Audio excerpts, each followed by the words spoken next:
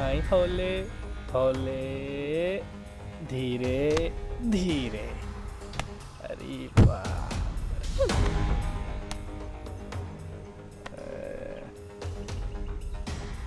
अरे बाप मांग ले ली मती।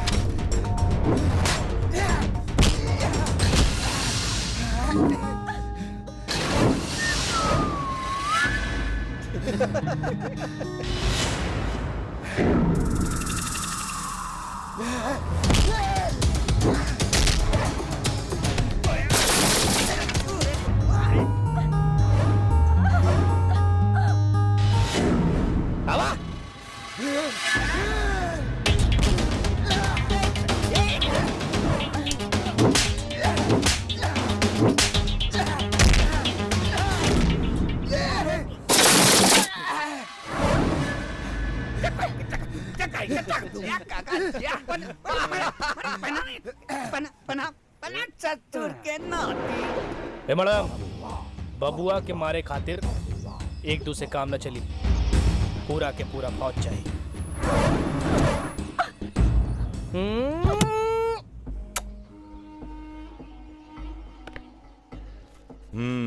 का हो प्रीति बिटिया और उनका सहेलियन नाश्ता कैली कि ना? छोटी मालकिन तब हो रही अपनी सहेलियन के संगे घूमे चल गई, कहत रही सांझ के लौटब।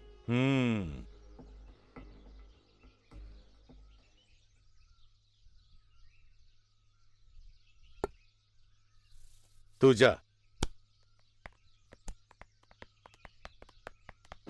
का बिटिया बड़ा जल्दी आ गई लू? बिटिया, अरे बिटिया,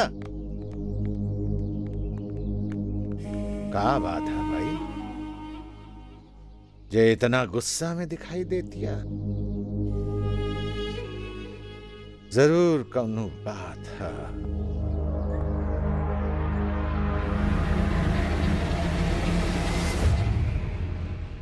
का भैरवा, का भइल के कैलस तोहार ई हाल? बोलत काहे नहीं के? कौन माई के लाल में इतना दमखम बा जे हमरा आदमी के खून से खेले के साहस कैलस? बोल। मालिक, उ लइका चौक के दुकान पे बैठ के करेला, उ कल छोटके मालकिन से बदतमीजी कैले रहल। ओकरा खातिर जब हम माफी मांगे के कहली त हमारी हाल कर दियालस। का वो हराम जात हमार बिटिया से बदतमीजी कैलस? हमरा के अभी पता चलल? समझ ले ओकरा जिंदगी के टिकट कट गई। मौत के दूसर नाम संकटा प्रसाद। बुला बिरसा हिर के।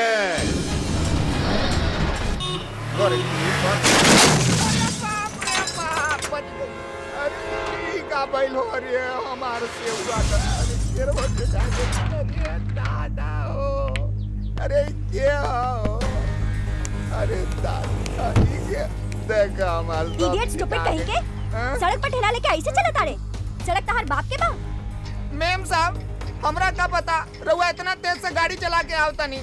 हम तो अपन ठेला लेकर सड़क पार कर जाता नहीं। अरे ये बाजार हो, इतना भीड़ भाड़ बा, रउआ देखत ना रहनी?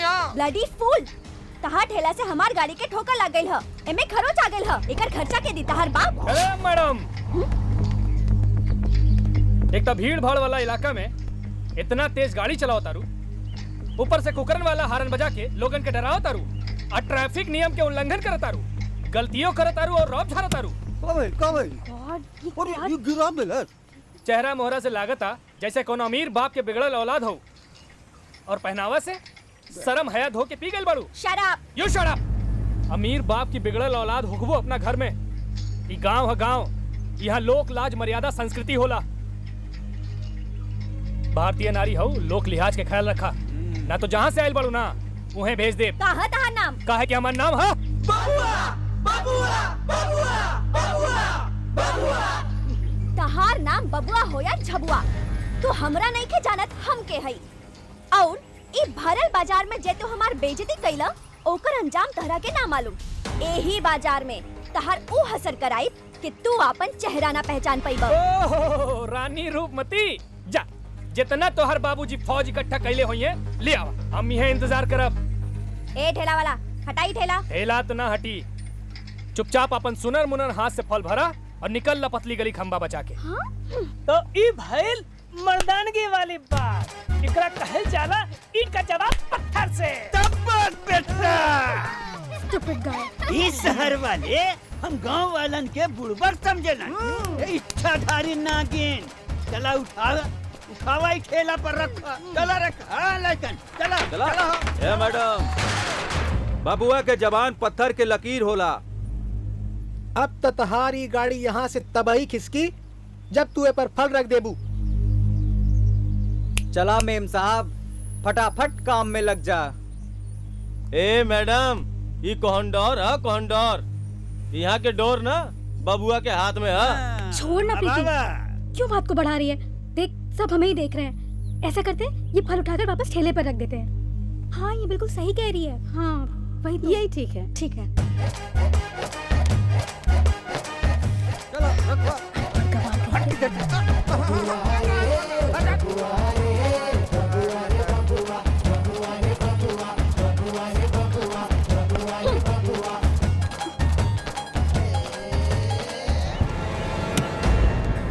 ए मिस्टर बबुआ, जाए से पहले बता देता नहीं, हमार नाम प्रीति संकटा प्रसाद चतुर्वेदी है। हम विधायक जी के इकलौती बेटी हई। हमार इंतजार करी है। अरे तहार इंतजार तो कयामत तक करम मैडम। खुदा कयामत हो और साम दाम दंड भेद कुल जानी ले, ओकरा के उड़ान भरेदा। जौन दिन हमार माथा ठनक गई वही दिन ओकर गर्दन मरोड़ते। शांत रहा।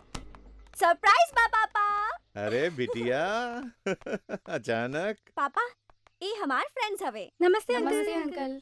खुश रहा बेटा, खुश रहा। पापा हमार नाट्य एकेडमी में विदेशी डेलीगेट्स के सेमिनार चलता। वहीं से हमनी के एक हफ्ता के छुट्टी मिल गई। अच्छा, तो हम कहनी अपन दोस्तन से कि चला हमरा साथे यहाँ पे लोगन के ऐतिहासिक किला विला दिखा दी। ई तो अच्छा कइलो। अरे तोरा के कोनो तकलीफ ना होके ओह से हम अपना खास बॉडीगार्ड भैरवा के तोरा साथ लगा देता नहीं।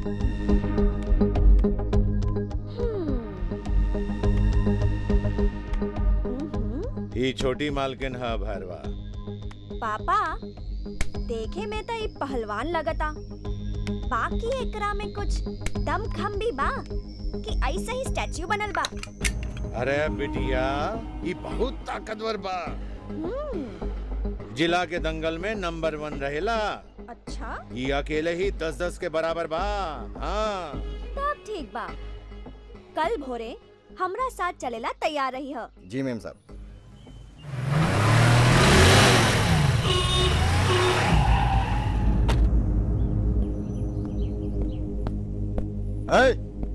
यहाँ बबुआ के बा? के है बबुआ? बतावो तड़ा की दुकान के शमशान बना दी। हम वही बबुआ। का हो? का बात बा? कल जौन तू बेहुदगी कैले बाड़ा ओकरा खातिर हमार छोटी मालकिन से माफी मांगा। माफी कहाँ सोचा तारा? चला ना तो कुकुर लेखा लतियावत और घसीटत ले जाए। समझ में आयल तोरा? अरे नाना, वो का बात बा ना कि यहाँ तनी हमारी इज्जत बा, ओकरा के रह दी। हम खुदे चले तनी माफी मांगे इनकरा से। हाँ इनसे। मैडम वो भैया कहलन कि हमरा रउआ से माफी मांगे के, काल वाली बात के लेके। अब माफी मांगे खातिर अपन पाप के प्रायश्चित करे खातिर राउ चरण स्पर्श करे के पड़ी। और चरण स्पर्श करे खातिर रउआ के राउ जहाज से बाहर आवे के पड़ी। तनिक बाहर आई। चला बगल हुआ। आई हौले हौले धीरे धीरे। अरे बाप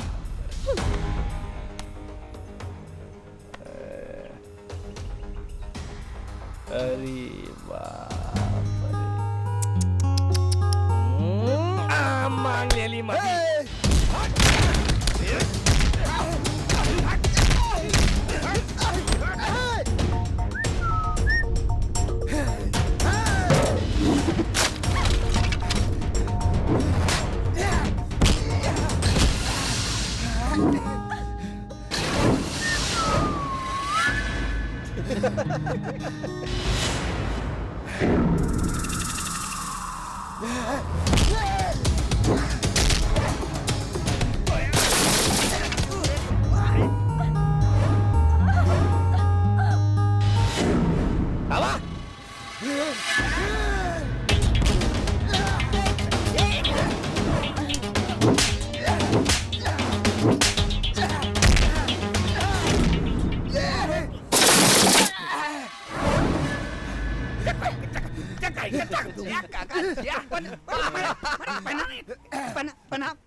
चतुर के नाती ए मैडम बबुआ के मारे खातिर एक दूसरे काम न चली पूरा के पूरा फौज चाहिए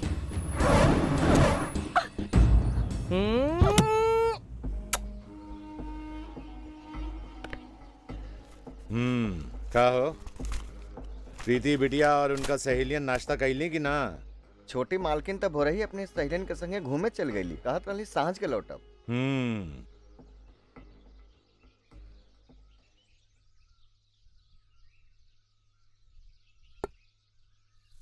तू जा। का बिटिया बड़ा जल्दी आ गई लू? बिटिया, अरे बिटिया, का बात है भाई, जे इतना गुस्सा में दिखाई देती है? जरूर कौनो बात है।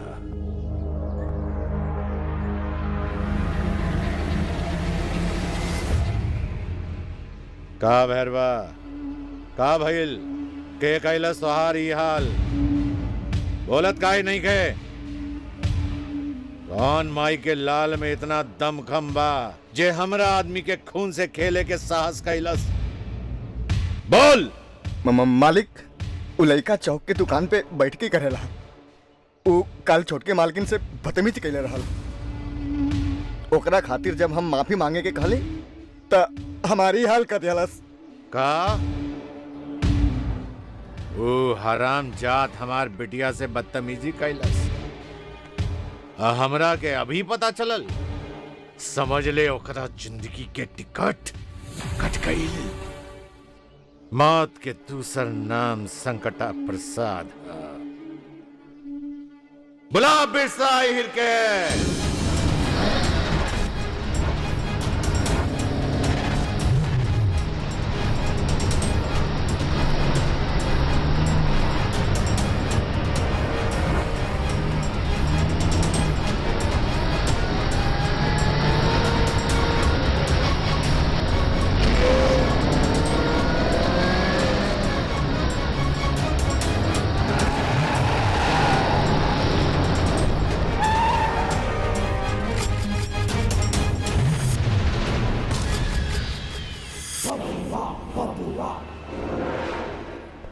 ए लड़की, तोरा नाम रुंझुन है? सुनले हैं कि तोरे दुकानी पे एगो कुक्कू राके बैठी जे अपना आप के शेर कहेला।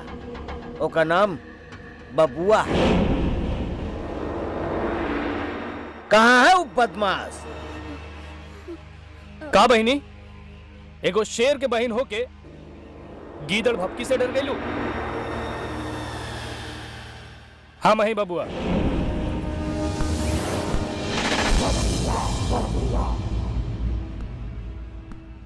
चुपचाप जाके गाड़ी में बैठ जो, विधायक जी बोलोले बाड़े।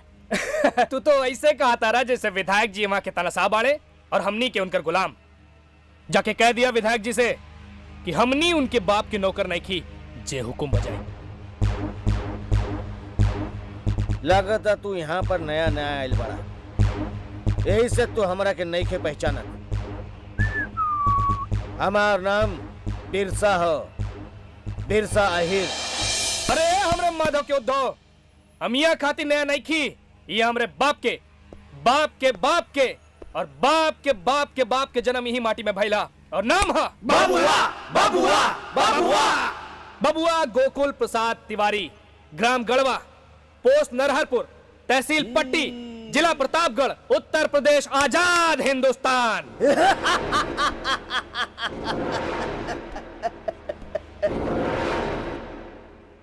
ये पकड़ आजाद हिंदुस्तानी के, डाल गाड़ी में।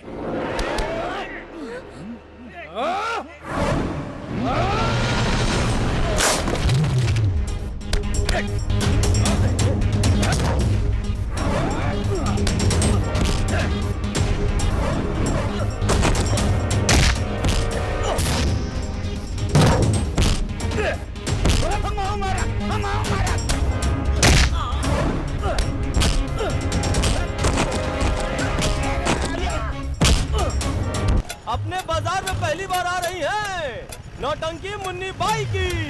सुनो सुनो बाबू और भैया, नौटंकी खातिर दे दी चंदा। चमके आपके धंधा। सुनो सुनो बाबू और भैया, नौटंकी खातिर दे दी चंदा के आपके धंधा। नौटंकी खातिर दे दी चंदा चमके आपके धंधा।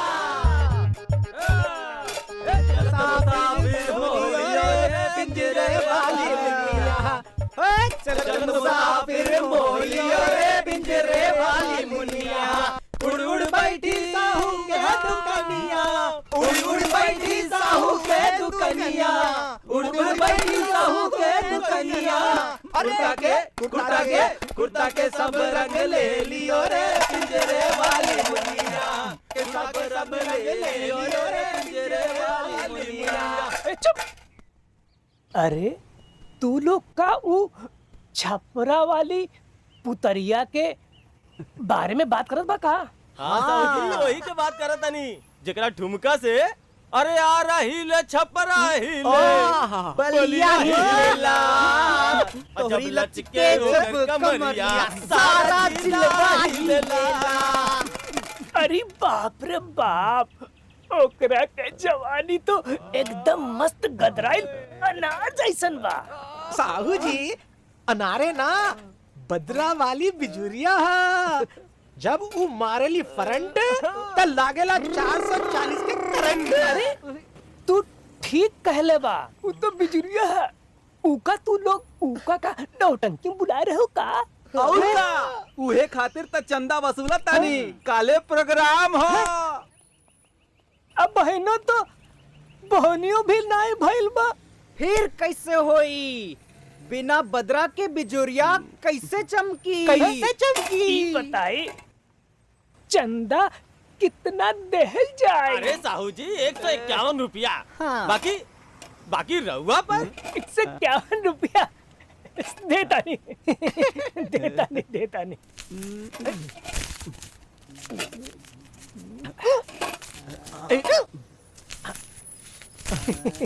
किलो 151 रुपया। और सुना, हम नौटंकी में सबसे आगे बैठल। अरे हाँ साहू जी, हम रहुआ के सबसे आगे बैठाई। बाकी चला तानी। जय राम जी की, जय राम जी की, जय राम। बदरा के बिजुरिया कैसे चमकी, बिना बदरा के।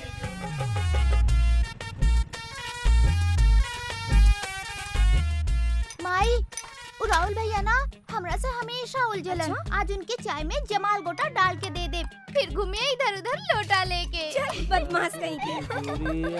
कैसे चमकी। आवा आवा, तू लोगन के चेहरा मुरझाइल तोरई जैसन काहे लटकल है? ए रुनझुन, ढेर बकर बकर मत कर। जो 4 कप चाय बनाओ, मलाई मार के। ई कहा? अरे माई रे, एमे तो पैसा भरल बा। अब बुझाइल, आज मंगलवार है। भोरे से संकट मोचन मंदिर के बाहर डिब्बा लेके खड़ा होकबा। दे दाता के नाम तुझको अल्लाह रखे। चुप, हमनी के भिखारी बानी का? हमनी के नौटंकी खातिर चंदा वसूलतानी, ई ओकरे पैसा ह। हाँ हाँ, हम अभी चाय बनावा तानी। ए राहुल भैया, इतनी सी बात पर काहे जौनपुरिया मिर्ची जैसन तिल मिलाए लगला? हाँ हाँ, हम तो हइये ही। बाकी तू तो रामपुरी चाकू जैसन हमनी के नाक काटे खातिर हमेशा तैयार रहेलू। अरे अरे तू दोनों तनिके बात पर उलझ गईला। हाँ विनोद भैया, ये तो भाई बहन के प्यार है, ये से प्यार बढ़ेला। अभी लाओ तनी चाय मलाई मार के। अच्छा ये बतावा, अब आगे कहाँ चले के बा? अगला चौक। यार बहुत थक गइल बानी। अरे वाह, चाय आ गई। का बात है? अच्छा एगो बात बतावा, तू लोगन के प्रोग्राम खातिर चंदा पूरा भइल की ना? अरे ना रे रुंझुनिया, ऊँट के मुंह में जीरा जैसा मिलल है। फिर तू लोग बबुआ भैया से काहे ना कहा तरा? वो कोनो रास्ता जरूर निकली है। अरे हमनी के तो बात दिमाग में अइले ना रहल। अभी बबुआ के फोन लगावा तनी। लगावा।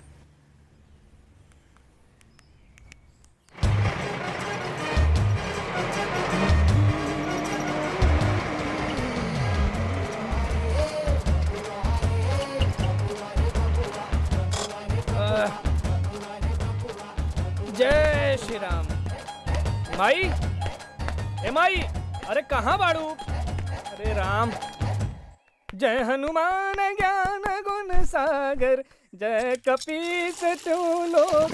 अरे राम, जय श्री राम, जय श्री राम। बड़ा जल्दी में बारा बबुआ, कहीं जाए के बाका? हाँ माई, बहुत जरूरी काम बा। हम तो हर जरूरी काम खूब समझतानी। कहीं मटर गश्ती करे जाए तो होई अपन दोस्तन के साथ। अरे अरे माई, हम तोहरा के बाद में बताई, अभी जाए दे। हाँ, बाद में बताई। ला भैया खाना खा ला। अरे टाइम नहीं के, बाद में खा ले। अरे बेटा, बिना खैले पीले घर से बाहर ना निकले के चाहिए। दुगो रोटी खैले से का हो जाई, लेट हो जाई बा। अरे माई, कहलिए टाइम नहीं के, बाद में खा ले। पाला की बाबूजी सांझ के मिला।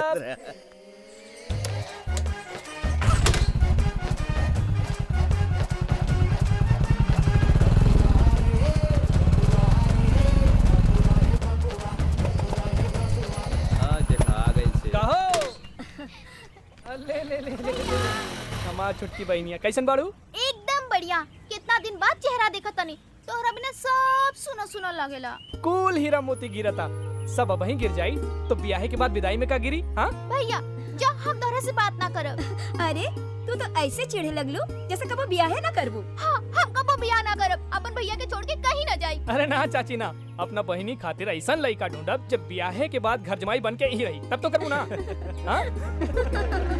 जब 5 गो चाय बनाओ बढ़िया से, हम चाची से बतियाओ, ठीक बा? अभी ले आओ तनी। और चाची, का हाल चाल बा? अरे बेटा, सब ठीक बा, भगवान के कृपा से दाना पानी सब चल रहल बा। अरे हम तो भूलिए गई नहीं। का भइल चाची? अरे चूल्हा पर दाल चढ़ा के आइल बानी, अब का जानी जरल की बात चल। जाई जाई जाई। हाँ। का हो शरा लोग, बतावा भाई कुछ चंदा के इंतजाम नौटंकी खातिर? भाई हा मंदिर के प्रसाद जैसन। अब ई जवार में केहू अपन जेब ढीला करे नहीं खंचा, बाकी पतुरिया के ठुमका देखे खातिर सब हिन बावड़ाइल बाड़े। भैया ओकरा में पूरा 10,000 कम होका था। बाप रे बाप, इतना फिर कैसे हो गइल पैसा के इंतजाम? अरे प्रणाम प्रणाम प्रणाम, खुश रह। अरे बाप रे बाप, सब एक के साथ आयल बड़ा। का बात है भाई, तोहनी के मुंह काहे लटकल बा? कौना के मंगनी उंगनी टूट गई है का? अरे काका, मंगनी तो बहुत छोटी बात है, यहाँ बियाह टूटे के नौबत आ गइल बा। हाँ, केकर बियाह? शंकरवा के। इतना मेहनत से 1 हफ्ता बनारस में रह के बियाह तय करा के आइल रहनी है। कहा था जब तो नौकरी न मिली बियाह न करो। ठीक के तक कह रहल बा, नौकरी बिना बियाह। हे बाबू, हेने बा। हाँ काका, तू काहे ना कर लेबेला बियाह? तू तो गबड़ू जवान बा। काका हम तो कह लेती, बाकी जकरा से कह के आइल बानी ओकर का होई? के आइल बानी माने मतलब बियाह करके आइल बड़ा? हेलो, ये बात हमरा के मालूम है नहीं के। बाकी हम तो सुन ले रही कि तू परीक्षा देवे बनारस गइल रहला। उ का रहे काका, बनारस गइल तो रहली परीक्षा देवे खातिर। हाँ। बाकी नैन मटक्का हो गइल तो हम सोचली 1 5 2 काज कर ली। काका लेकिन बहुत कॉन्फिडेंशियल बात है, हाँ केकरो से बताइब ना।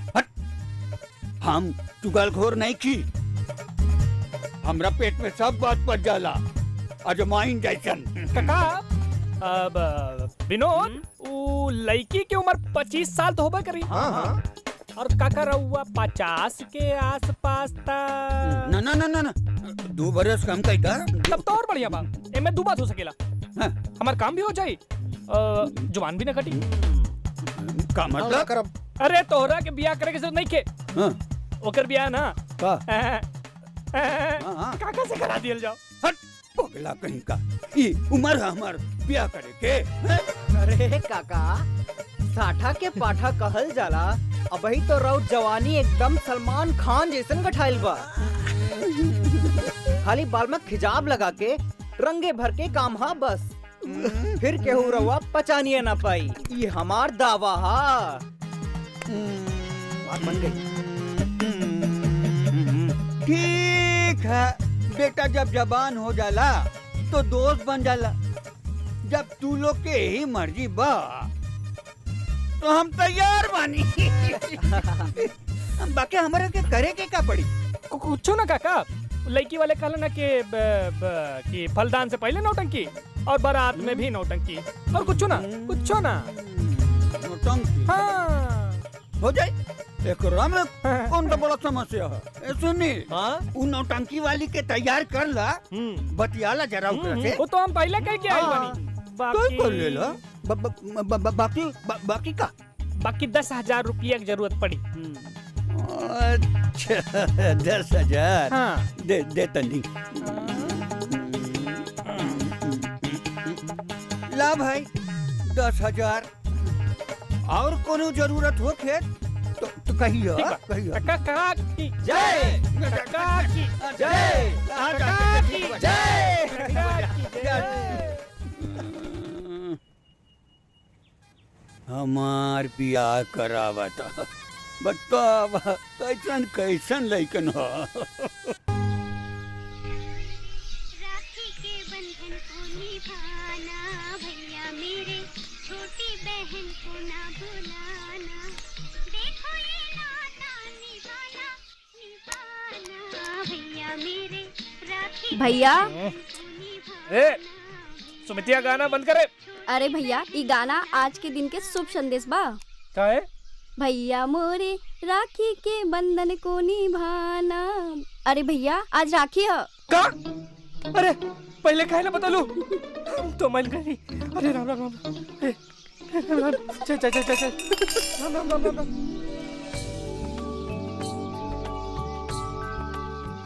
ले भैया।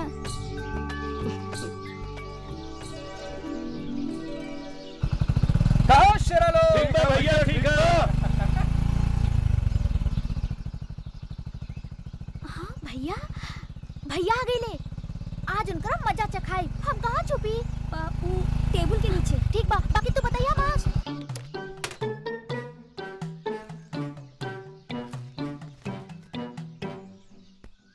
पलागी चाची। अरे जीते रहा। कैसन बाड़ू? ठीक है। रंजुनिया का बा?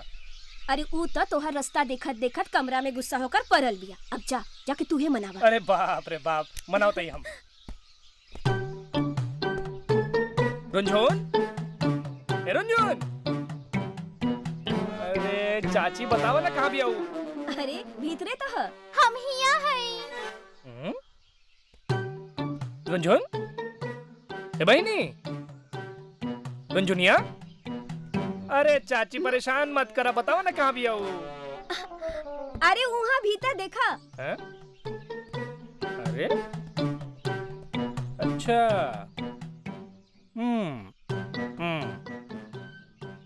रंजोन, ए रंजोन, कहाँ बाड़ू तू? ए रंजोन। भैया से छुपेली बहनिया। भैया, चल भैया छोड़ो। चलो बहरे चलो, चला बहरे चला। देखा था चाची चूरनी पकड़ा गई। हाँ। अच्छा चल, अब अपना भैया के राखी बांध दे। चल। ना माई, वो चारों भैया लोग कहाँ भूला, शैतान के नाम लिया लो, शैतान हाजिर।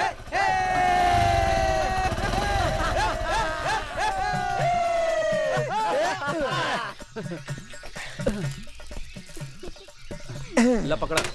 खुश रह। पाए लागे चाची। चाची प्रणाम। देखा मुंह देखा खुश रह बेटा। स्टंट मास्टर भइल बाड़न सब। देखा देखा मुंह देखा। का हो कहाँ रह गेल रहा तू सब? भैया बाजार में राखी के लेके बहुते भीड़ रहा, उहे से आवे में देर हो गई। चला अब सब लोग राखी बंधवाला। हाँ हाँ इला।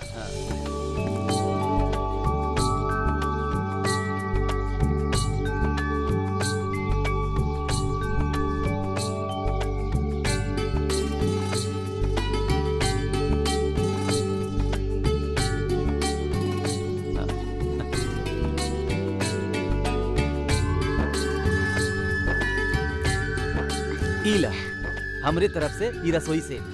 अरे वाह, एक बिना तो रसोई अधूरी है। अच्छा, खाए पिए के बाद मनोरंजन भी तो चाहिए। तो इला हमारी तरफ से टुई टुई वाला वीडियो गेम। और ई रहा हमारी तरफ से टीवी सेट, छोटा पर्दा पे बड़ा धमाका। एमे प्रोग्राम देख के रुंझुनिया के मन बहली। अरे वाह, आई हम तोहरा खातिर लाइल बनी नक चढ़ा दुल्हा। सुनील भैया आज के दिन भी।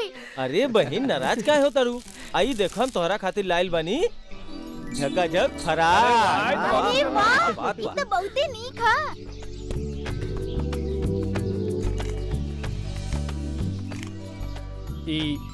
इला हमरी तरफ से।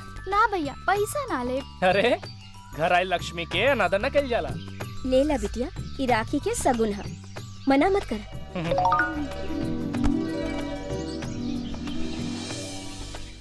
तलैया पर इंतजार करत बानी, जल्दी आप प्रीति।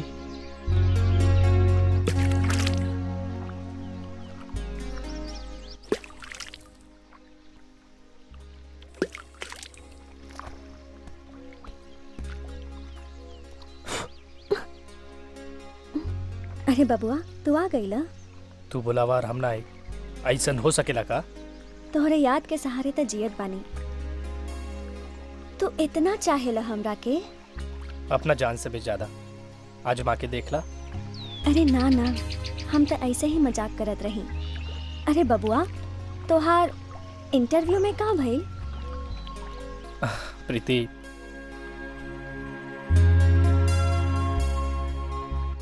बात यह कि तोरा से का छिपाई। हम यह गांव में खेल कूद के बड़ भइल बानी। ये मिट्टी से हमरा के बहुत प्यार बा। खेती के नया नया तरीका सीखब, लोगन के सिखाई, और माई बाबू के ख्याल भी तो रखे के बा। अही नौकरी ढूंढल तो एक बहाना हा। बोला एमे तो हर का विचार बा। अरे वाह बबुआ, तोहार ई विचार से हम बहुत खुश बानी। इतना पढ़े लिखे के बाद भी तू अपन गांव, अपन माटी के सेवा करे के चाहताड़। ई सोच तो सब केहू के रखे के चाही। आखिर ई देश के आत्मा तो गांव में ही बसेला ना। अरे हाँ बबुआ, हम तो भूल ही गए रही जौन बात खातिर हम तोरा के बुलौले रही। का? कल भोरे हमार सहेली के फोन आयल रहे। वो कहत रहली कि कल से हमार डांस क्लास स्टार्ट हो जाई, तो आज रात में हमके जाए के पड़ी। तो उदास काहे हो गई? एक ही महीना के तो बात है ना। ओकरा बाद तो हम जन्म जन्म तक साथ रहब ना। चलो मुस्कुरा दो बबुआ प्लीज। तोरा जाए से पहले एक बेर देख तो लें जी भर के। अरे केहू देख ली तब? केहू देख ली तो देख ले। प्यार करे तोरा से कोनो चोरी चोरी तो कैले बाड़ा का? हमार दिल। वो तो हमारा मानत था।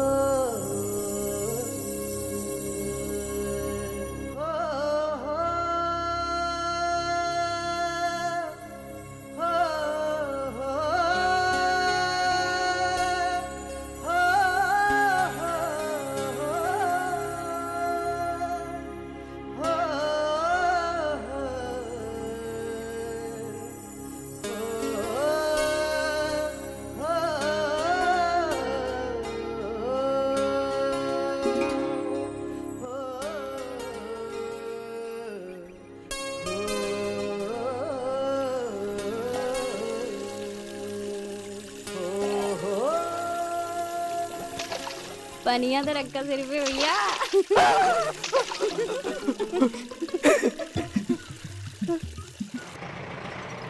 अरे रिक्शा पे जब बैठ के गोरिया चलली बाजारी में।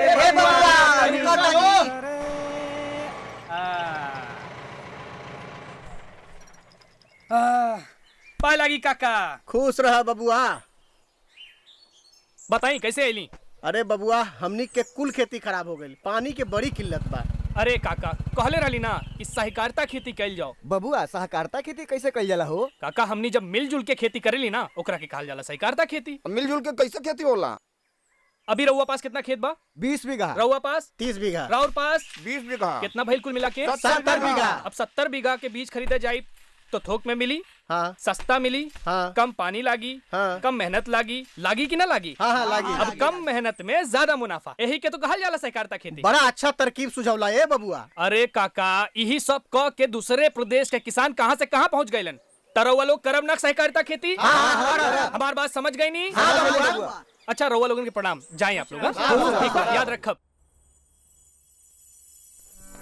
रात समय घर से निकसी सखी ओढ़ी पीत बसंती साड़ी खेलत कूदत जाय रही सखी खेलत कूदत जाय रही सखी जाय रही नंद लाल की बाड़ी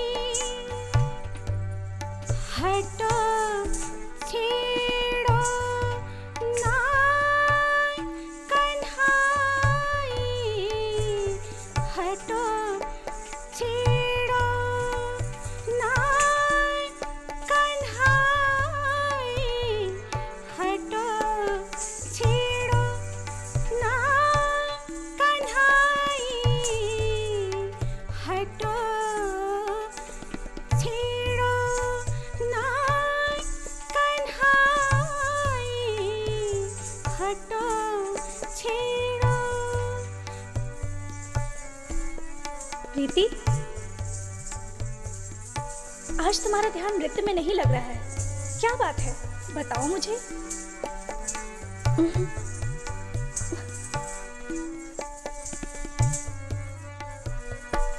कुछ बात तो है।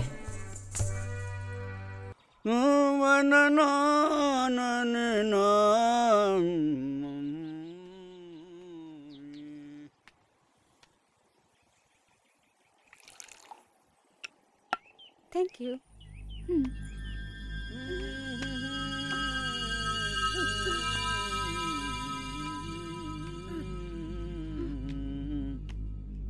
ए बाबू झुनझुन बेटा हाँ काका। तनिक हमरो चाय पिला दा।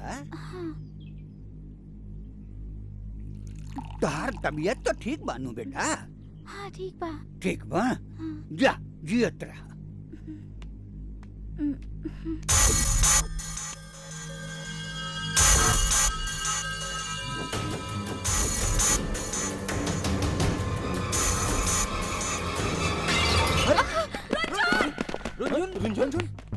रुंझुन अरे का भाई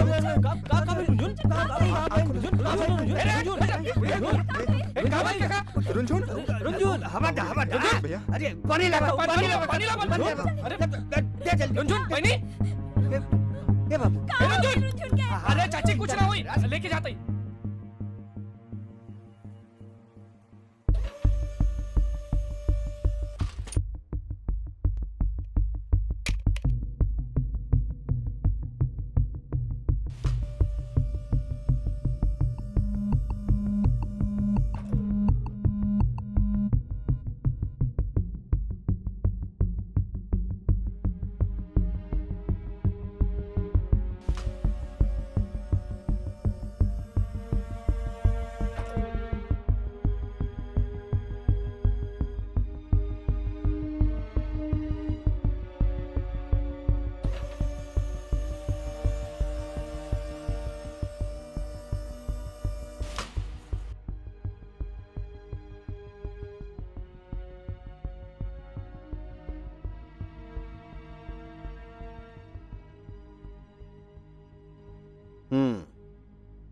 का भाई डॉक्टर साहब?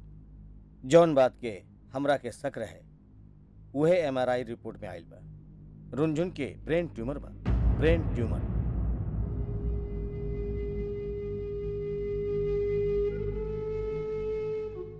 बाकी एकर इलाज का है डॉक्टर साहब?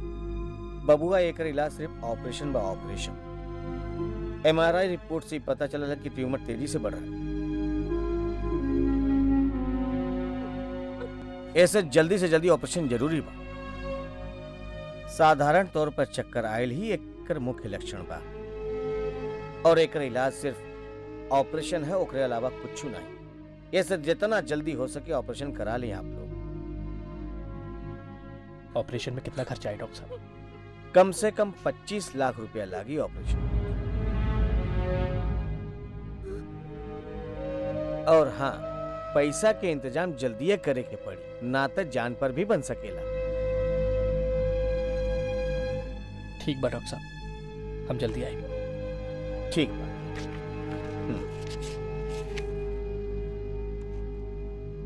प्रणाम। प्रणाम।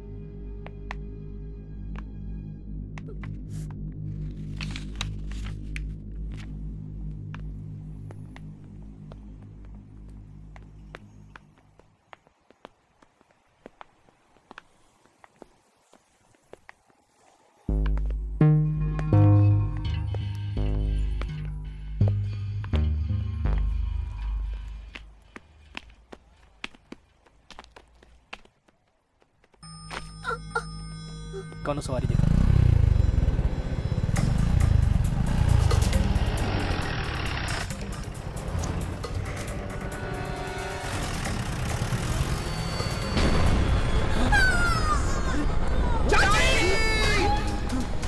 चलो भाग निकलो।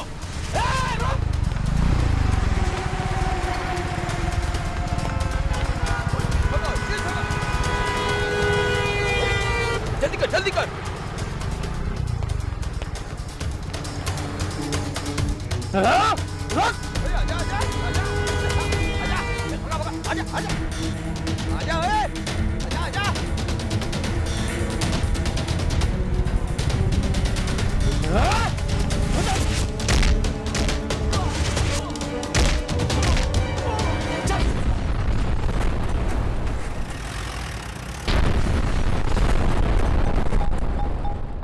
मानिक जी, आपकी काफी सारी बातें काफी हद तक सही हो सकती हैं, लेकिन मेरा यह मानना है कि शहर की इन घटनाओं में बाहर के आतंकवादियों का भी हाथ है, क्योंकि दोनों तरफ के वर्कर्स घायल हुए, रूलिंग पार्टी के और ऑपोजिशन के भी। और आगे से ऐसे कोई बड़ी घटना न हो, इसके लिए मैं आप सबको निर्देश देता हूं कि किसी भी संदिग्ध व्यक्ति को फॉलो किया जाए और शक होते ही उसे तुरंत हिरासत में लिया जाए। Is that over? चल। अरे रुको,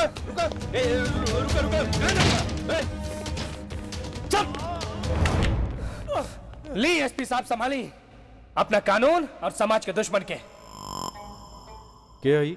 वो है जिस शहर के आबो हवा में बारूदी जहर घोल लेबा।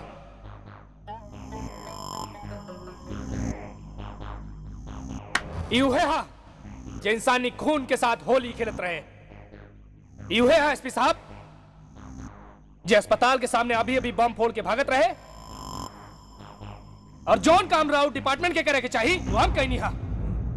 तो हर बहादुरी के हम दाद देता नहीं, लेकिन पुलिस भी हाथ पे हाथ रख के नहीं बैठल।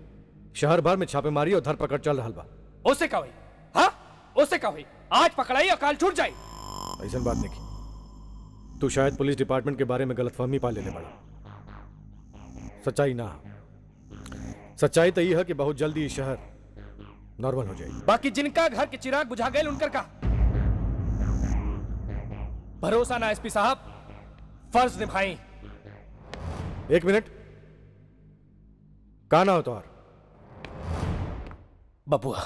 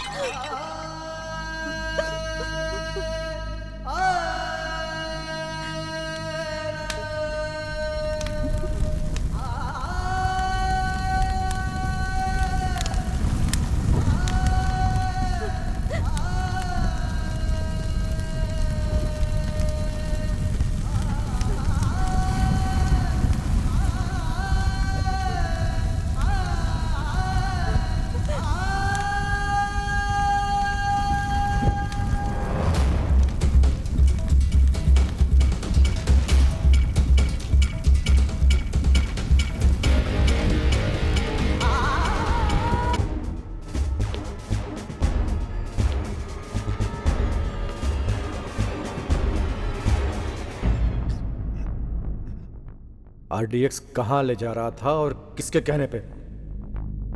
बोल।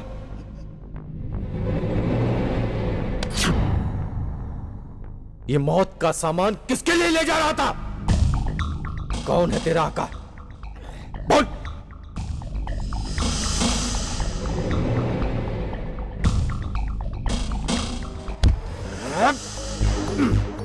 बोल, कौन है तेरा आका?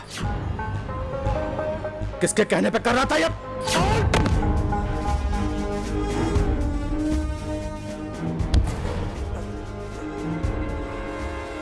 एक बात अच्छी तरह समझ ले, मुर्दे से भी जुबान खुलवाना मुझे अच्छी तरह आता है।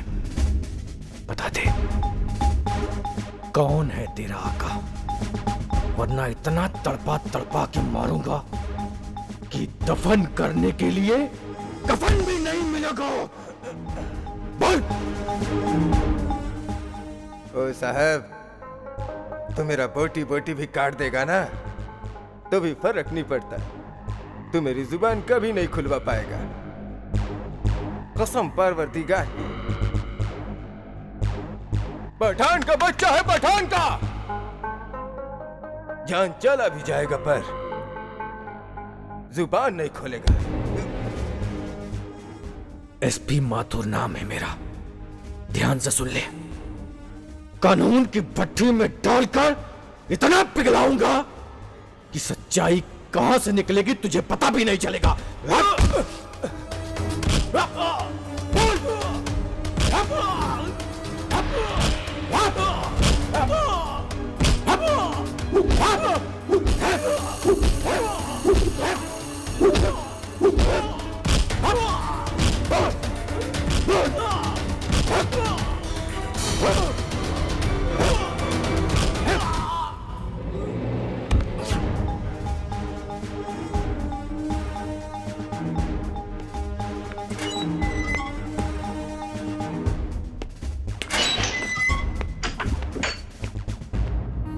ओए खबीस का औलाद, एसपी, तुमने हमारे आदमी को नहीं अपना जिंदगी को कैद किया है।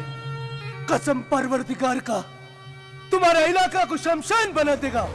और खुदा कसम, तुम्हारा पूरा हिंदुस्तान को कब्रिस्तान बना देगा। भाई तुम परेशान मत हो भाई, गुस्सा थूक दो भाई। पहले हमको ये सोचना है कि हमारा आदमी सलाखों के पीछे से कैसे निकलेगा। हमने सुना है भाईजान, यहाँ का एसपी बहुत सख्त है। वह गुनाहगारों से हकीकत उगलवा कर ही दम लेता है। और दुश्मन का तारीफ मत कर हमारा सामने। विलायत खान का आदमी है वो, कोई कच्चा मिट्टी का नहीं जो कोई भी तोड़ देगा मोड़ देगा। और फौलाद का जिगर है उसका, न उसे कोई तोड़ सकता है और न कोई मोड़ सकता है। हमारा फक्र है वो, ईमान है वो। भाईजान वो बात सही है, लेकिन हम उनको बाहर निकालेगा कैसे? ओए शमशेर, ये पठान का खोपड़ी में सारा बात आ गया है। अब ये जुर्म का गाड़ी कानून का हाथ पकड़ के कानून की सड़क पे दौड़ता हुआ सलाखों के पीछे तक जाएगा और इंशाअल्लाह हमारा आदमी आजाद होगा।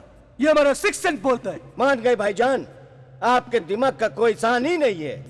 ओए दिलावर, विलायत खान का दिमाग जब शैतानी हरकत पे आता है ना तो कहर बन के टूटता है, कहर बन के। एसपी माथुर, ओए, इस जंग का आगाज तुमने किया है, खुदा कसम अंजाम हम देगा। ये पठान का जुबान है।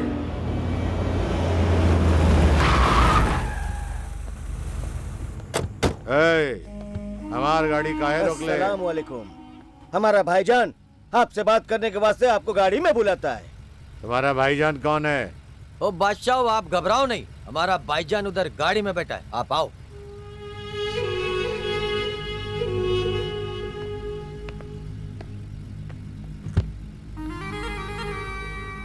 अस्सलाम वालेकुम। विलायत खान, खौफ और दहशत का दूसरा नाम। संकटा प्रसाद। हमको मालूम है, और इधर का विधायक है तुम, हमको सारा खबर है।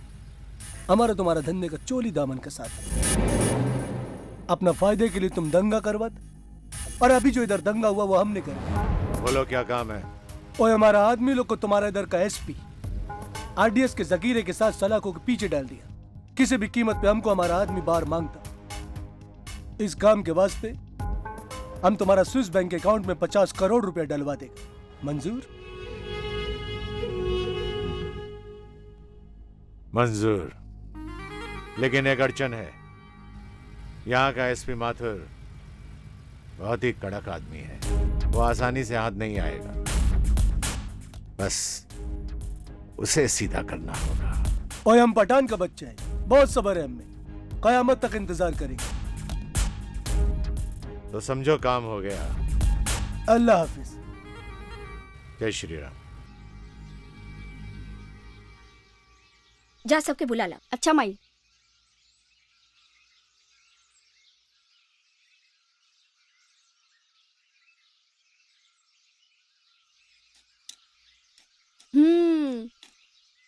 अरे हमार लाडो रानी उहाँ का देखा तारू? अरे भैया तोहार कोराई हो गई होके तावा माई बोलावत बानी, गर्मा गर्म पूड़ी तैयार बा। अरे हमरा के टाइम लगे, रुंझुन के खिया दा। हमरा के भूख नहीं खे। भूख काहे नहीं खे? अरे माई बनौली है ना गर्मा गर्म मसालेदार आलू के कचालू आ अजवाइन वाली पूड़ी। अरे का कचालू? अरे पहले काहे न बतौलू? ये बेटा रुंझुन दन्न से नीचे आ जा। ये बेटा सुमित्रा ते फन से कलेवा लगावा। ये बेटा बबुआ तू छन्न से हमरे साथे चला। अरे बाबूजी पहले हथवा गोड़वा धोवे त दी। अरे सिर कहूं हाथ पांव धोवेला चला। अरे आलू कचालू हो, आलू कचालू हमार रुंझुन खाए। आलू कचालू हो, आलू कचालू हो, आलू कचालू हमार रुंझुन खाए। आलू कचालू हो, आलू कचालू हो, आलू कचालू हमार रुंझुन खाए। आलू कचालू खाई कचालू त होई गोलू गोलू हमार रुंझुनिया खाए कचालू। कचालू कचालू कचालू कचालू हमार रुंझुनिया खाए कचालू। खाई कचालू त होई गोलू गोलू हमार रुंझुनिया खाए कचालू। खाई कचालू त होई गोलू गोलू। अब मां बहनिया खाइए ई हमारी तरफ से आ ई माई की तरफ से। हे परमात्मा हमार सोना जैसन बेटी के का जाने के एक नजर लग गई। जल्दी खा लाना तो कौवा खा जाई, खरगोश खा जाई। अब ई सुमिता दीदी की तरफ से हे भगवान हमार गहना जेवर खेती बाड़ी सब कुछ ले ली, बाकी हमार बेटी के ठीक कर दी। हे बजरंगबली कृपा करता बजरंगबली। जय।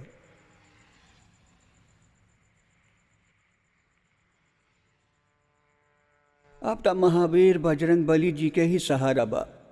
कहे कि हम अगर दुकान और मकान दोनों बेच दी तो यह 6-7 लाख से ज्यादा ना मिली। बाकी ये बाजार के लोगन से उम्मीद भी ना रखे के चाहिए। बात तो ठीक कहा था नहीं काका। फिर रुंझुन के ऑपरेशन हुई कैसे? कहां से आई 25 लाख रुपया? रुपया के इंतजाम भी हो जाई और रुंझुन के इलाज भी हो जाई। बाबूजी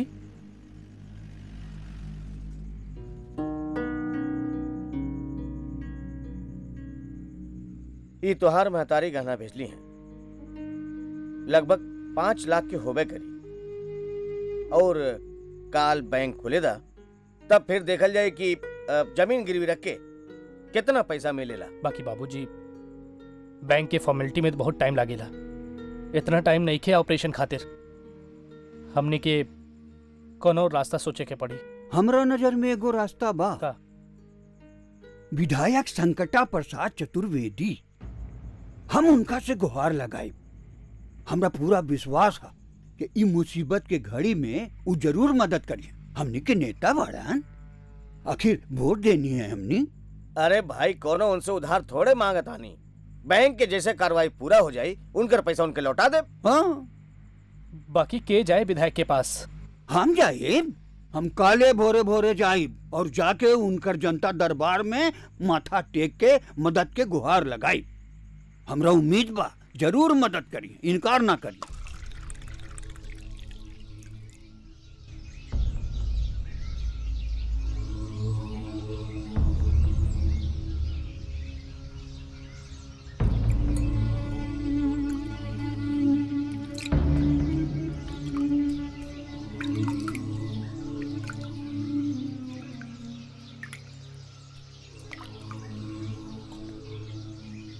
प्रणाम। प्रणाम प्रणाम प्रणाम। बैठिए।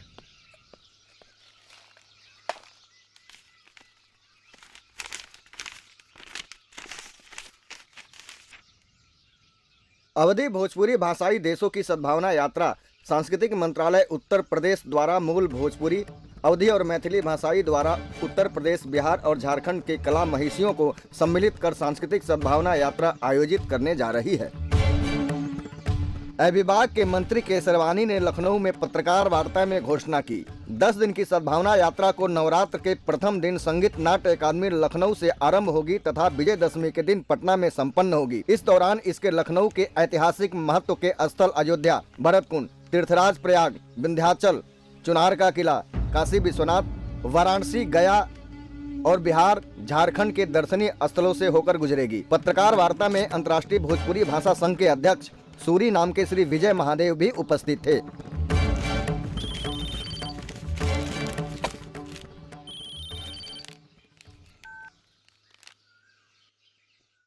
ओए अस्सलाम वालेकुम लाले जान। ओए आज का खबर पढ़ा तुम? हाँ पढ़ी। पूजा अर्चना और चना चबैना के बाद अखबार की खबर गुड़ की तरह होता है। सुबह सुबह अखबार ना पढ़ें तो अखबार वाले बुरा मान जाइए। तो फिर क्या सोचा, क्या ख्याल है तुम्हारा? हाथ कंगन को आरसी क्या और पढ़े लिखे को फारसी क्या।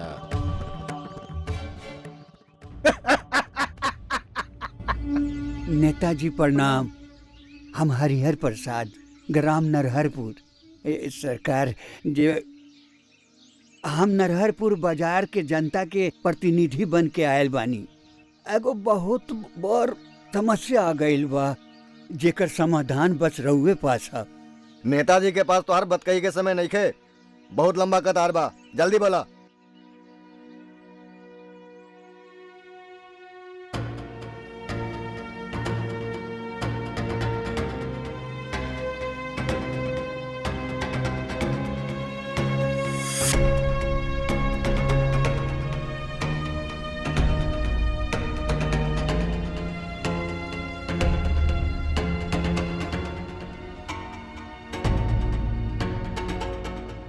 चलिए मालिक।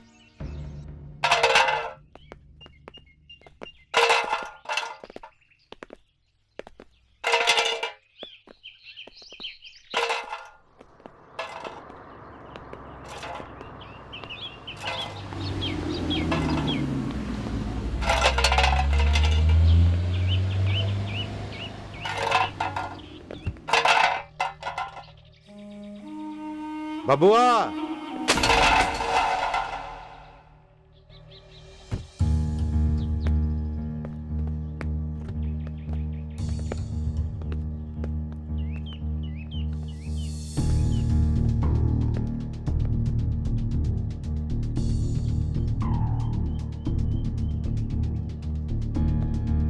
तू यहाँ कैसे अइला? हम तोहार कुल समस्या सुन ले बानी। बाकी हमरा के तारा से मदद के कोनो दरकार नहीं है। हम जाना तानी तोरा नजर में हम अपन कुल विश्वास खो चुकल बानी। बाकी सुधरे का मौका तो एक बार भगवानो देवेला। हम पहले वाला संकटा नहीं है, इतना तो हम पर विश्वास करा। आपन बहन की जान बचाला। बतावा, आपन बहन के जान बचावे खातिर हमरा का करे के पड़ी? एगो बहुत मामूली सा काम बा। साफ साफ बोला। सरकार सद्भावना यात्रा निकाल रहल बिया। तोरा सिर्फ वो बस के पटना से पहले अगवा करके नेपाल के बॉर्डर तक ले जाए के बा।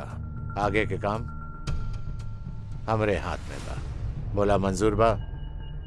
ये तो सरासर देश से गद्दारी हुई।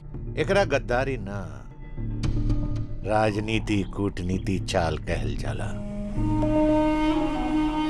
देखा, बस अगवा करे से जनता के नजर में सरकार के मिट्टी पलीत हो जाए,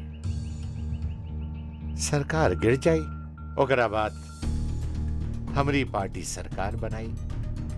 बस यही काम बा। ई हमरा से ना होई। सोच ला। अरे 25 लाख खातिर ता लोग जान भी ले लेवेला। तू ना करबा तो केहू और करी। जा करवाला जेकरा से मर्जी।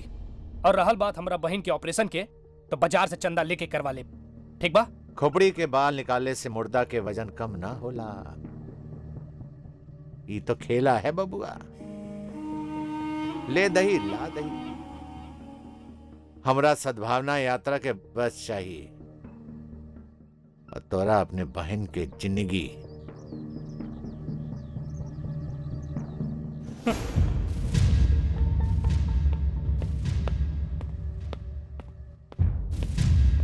का भइल बबुआ? का भइल? तू हमने से कुछ छुपा रहल बाड़ा, बोला ना का बात बा? हमनी के दोस्ती की कसम। का कहीं यार, कुछ समझ में नहीं खे आवत।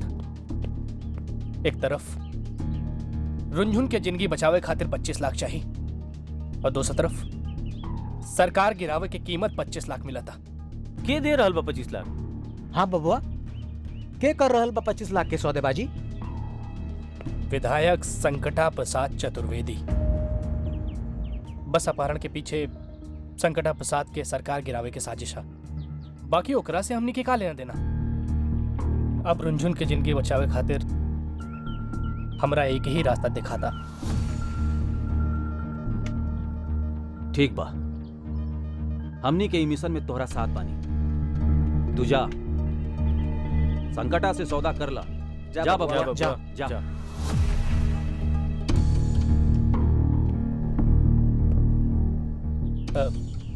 विधायक जी, हमरा के सौदा मंजूर बा। बहुत नीक फैसला कैले बाड़ा बबुआ गोकुल प्रसाद तिवारी। ला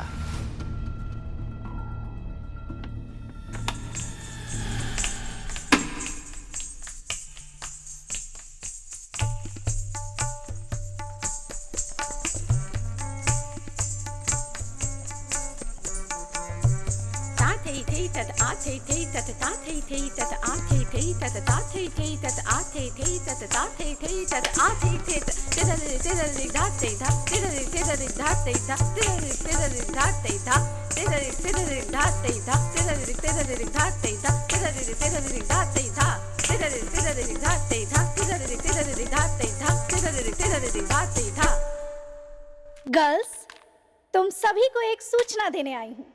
सद्भावना बस यात्रा में शामिल होने के लिए उत्तर प्रदेश मुख्य सचिव संस्कृति विभाग द्वारा हमें एक मेल आया है। और इसमें हम सिर्फ भाग ही नहीं ले रहे हैं, होस्ट भी हमें ही करना है। प्रीति? Yes ma'am. ये तुम्हारी जिम्मेदारी है और हमारे जो फॉरेन डेलीगेट्स होंगे उनके लिए गाइड की जिम्मेदारी भी तुम्हारी ही है।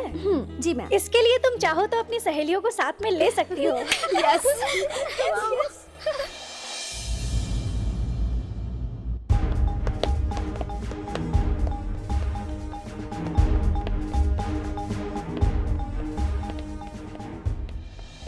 ओके सर। साहब आइए मिस्टर माथुर। मिस्टर माथुर, बस की सुरक्षा हमारी पहली प्राथमिकता होनी चाहिए। सर, उस बस में विदेशी कलाकार हैं और ये हमारे लिए अंतर्राष्ट्रीय प्रतिष्ठा की बात है। इसलिए बस के 200 मीटर के दायरे में ना तो कोई वाहन आना चाहिए, ना ही कोई व्यक्ति आना चाहिए। इसकी पूरी जिम्मेदारी आपकी है। ओके सर, इसके लिए पुलिस की एक गाड़ी बस के आगे आगे पायलट करती हुई चलेगी, जिसकी कमांड डीएसपी अस्थाना संभालेंगे और बस के पीछे मैं खुद फोर्स के साथ रहूंगा ताकि परिंदा भी पर न मार सके। Good, very good. Wish you all the best. Thank you सर।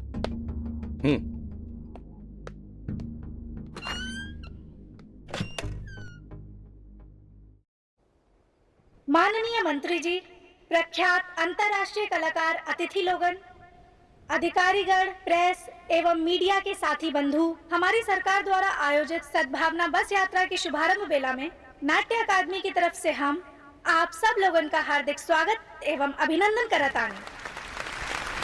धन्यवाद। मंत्री जी से आग्रह करत बानी, आप 2 शब्द बोलकर हम सभी का अनुग्रहित करें। भाइयों और बहनों, हम सोचत रही आज हिंदी में बोली, लेकिन अब सोचत रही चलो भोजपुरी में बोला जाए। अपना प्रदेश के विकास और अपने प्रदेश की भाषा में बोला जाए। हम स्वागत करतानी अंतर्राष्ट्रीय कलाकारन के, हम स्वागत करतानी त्रिनिदाद से पधारे कलाकारन के, और साथ ही साथ हम स्वागत करतानी मॉरिशस, फिजी, गुआना, सूरीनाम से पधारे कलाकारन के, जितने दूर से हमरे प्रदेश द्वारा आयोजित सद्भावना यात्रा में भाग लेने खातिर पधारे हैं। आप सबके धन्यवाद। मित्रों, जैसा कि आप सब जानतानी कि हमारे प्रदेश के एक नारा बा, सुंदर प्रदेश, दर्शनीय प्रदेश। एक दिन के बाद हम बतावतानी आप लोगन के, हम अपने सहयोगन के साथ बैठल रहली, विचार करत रहली कि कैसे हमारे प्रदेश के विकास हो, कैसे हमारा प्रदेश दूर दुनिया में दिखावल जाए। तो हम सब विचार कहनी कि काहे ना एगो बस यात्रा के कार्यक्रम के शुरुआत कल जाए, जेकर नाम दिहल गई सद्भावना यात्रा। आज बस यात्रा के हम शुभारंभ करतानी। हम रउआ लोगन से गुजारिश करतानी, चला बस में बैठी ताकि प्रदेश के सुंदर दर्शन देश दुनिया तक हो जाए।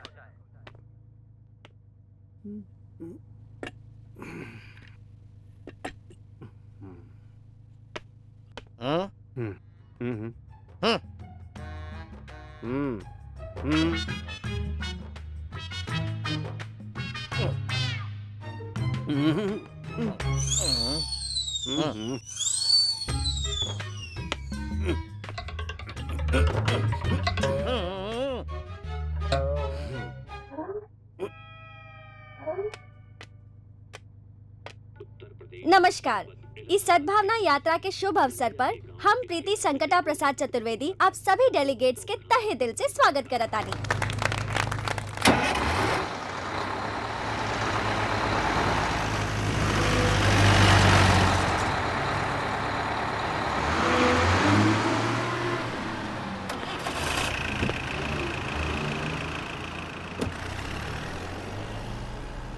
हम आप सबनी के होस्ट हैं और इस यात्रा में हम आप सबन के साथ रहब और आप सबके उत्तर प्रदेश, बिहार और झारखंड के दर्शनीय स्थल के भ्रमण करवाई।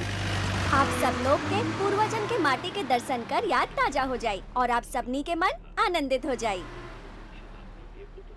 अभी हम लखनऊ के मशहूर एवं बेमिसाल अंबेडकर गार्डन से गुजर रहल बानी।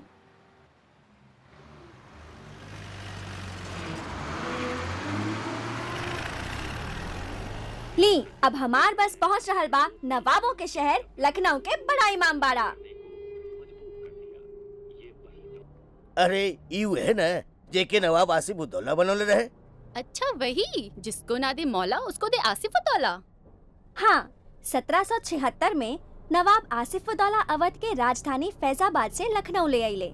उहे समय सदी के सबसे बड़ प्रकोप आयल रहे। चारों ओर महामारी और भुखमरी फैलल रहे।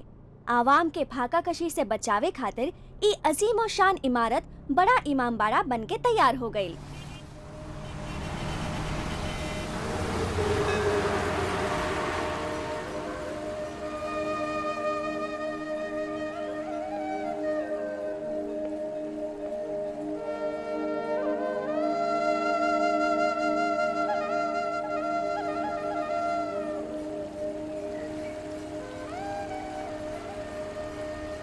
अल्लाहु अकबर।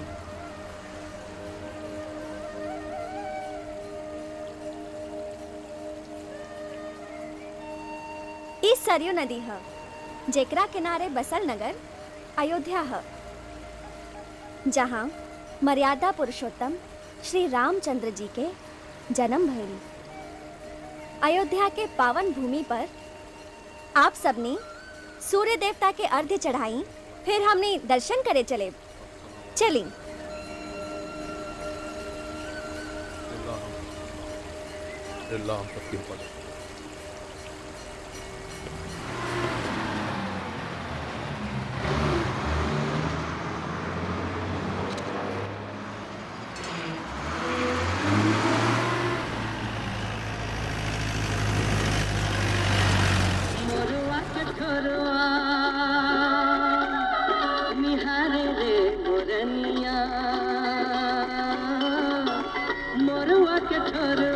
निहारे मोरनिया खिड़की पर से बिना पानी रे पपी हेरा पीही की तर से बिना पानी रे पपी हेरा पीही की तर से हो पीही की तर से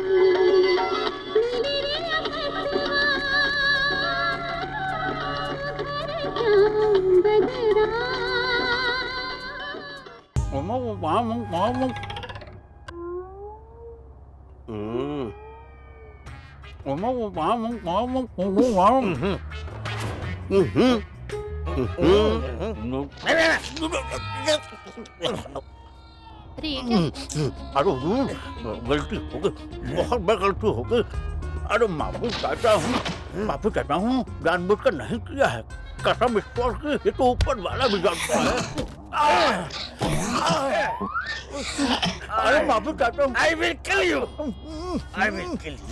मेरा गलती। I will throw out of you, बस। अरे अंकल जी, अरे जाने दीजिए ना अंकल जी। अरे अनजाने में हुई गलती को तो भगवान भी माफ कर देते हैं, क्यों भाई? हाँ। और फिर हम तो भगवान से ऊपर नहीं है ना। और देखिए अंकल जी, वो तो अपनी गलती के लिए माफी भी मांग रहे हैं। अंकल जी अब तो माफ कर दीजिए ना। अंकल माफ कर दी ही ना। Okay, I like everybody. Okay, enough.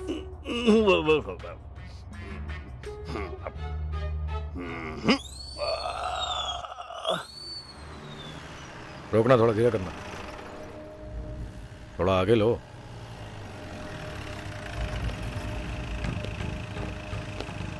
जय हिंद सर। सर, क्या हुआ? गाड़ी क्यों रोक दी? लघु शंका सर। है? Natural call sir. Move fast and follow the bus. Sir. और हाँ, बीच में कहीं दीर्घ शंका के लिए मत रुक जाना। सर। चलो। जय हिंद सर।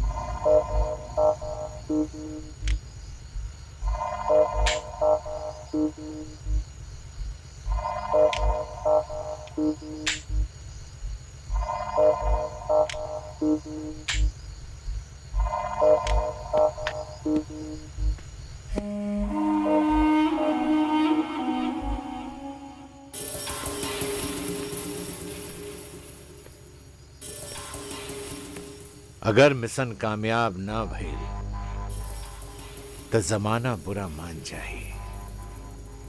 अहम ही बंदूक के सारे गोली तोरे खोपड़ियों में ठोक दे।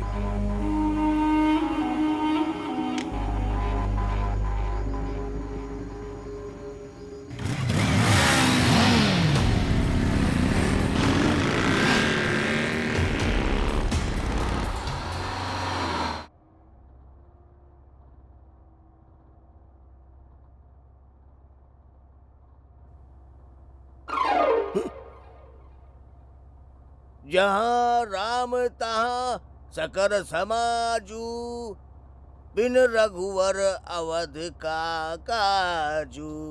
अरे घोषाल बाबू, ऐसे नहीं है, ऐसे है। जहाँ राम तहाँ सकल समाजू, बिनु रघुबर अवध का काजू। राम सिया राम, जय जय राम, राम सिया राम।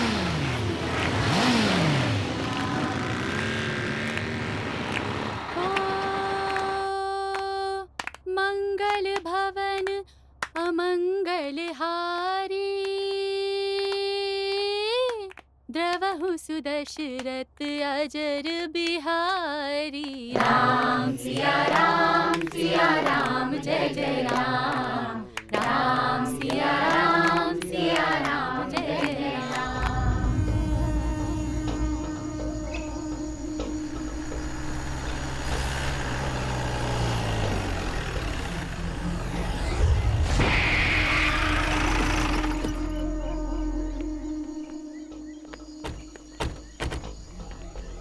क्या हुआ? पंचर। उधर भी? जी साहब। यार शिट!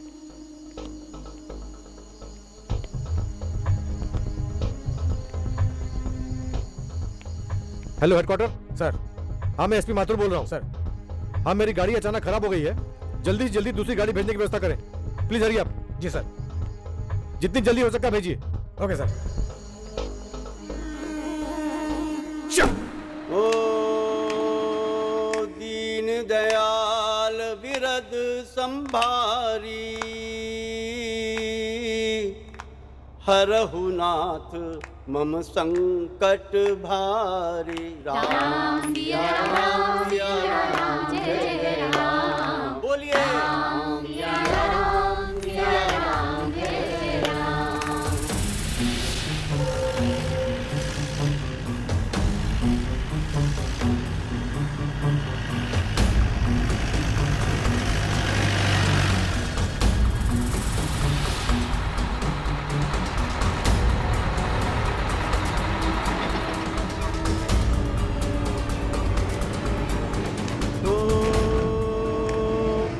हरि अनंत हरि कथानंता बिनु हरि कृपा मिले नहीं संता। राम सिया राम जय जय राम।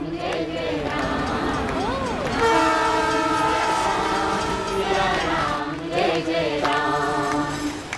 प्रभु की कृपा भयहूँ सब काजू जन्म हमार सुफल भाजू। राम सिया राम जय जय राम। राम सिया राम जय जय राम। राम सिया राम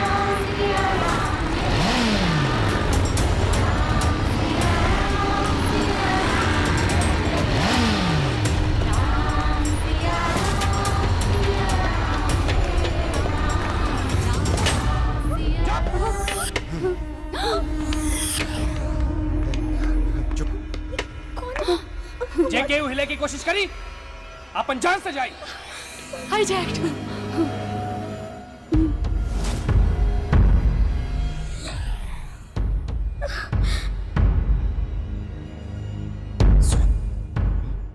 यहाँ बस में प्रीति और उनका सहेली बनी तनी ध्यान से।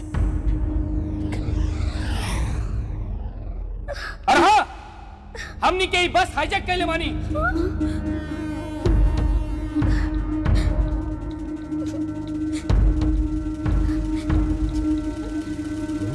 मैसेज।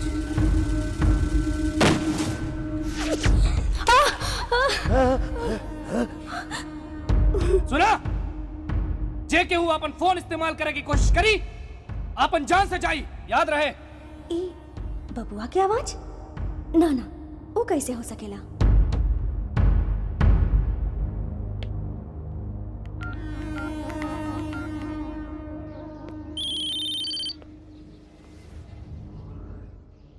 हाँ बबुआ बोला। तार काम हो गई। हमनी के बस के हाईजैक कर ले मानी।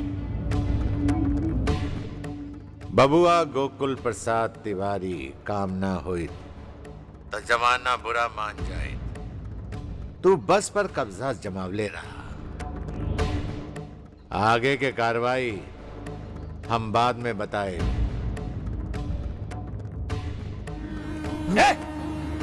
हिले की कोशिश करबे तो गोली खाइबे। ये गाड़ी हमरा कब्जे में बा। जैसे जैसे कहा था नहीं, चुपचाप गाड़ी चलाओ, समझ ले? आराम मत और। अब्दुल्ला चल। मिशन के पहला चरण बिना बाधा के पूरा भइल। सद्भावना बस हाईजैक्ट।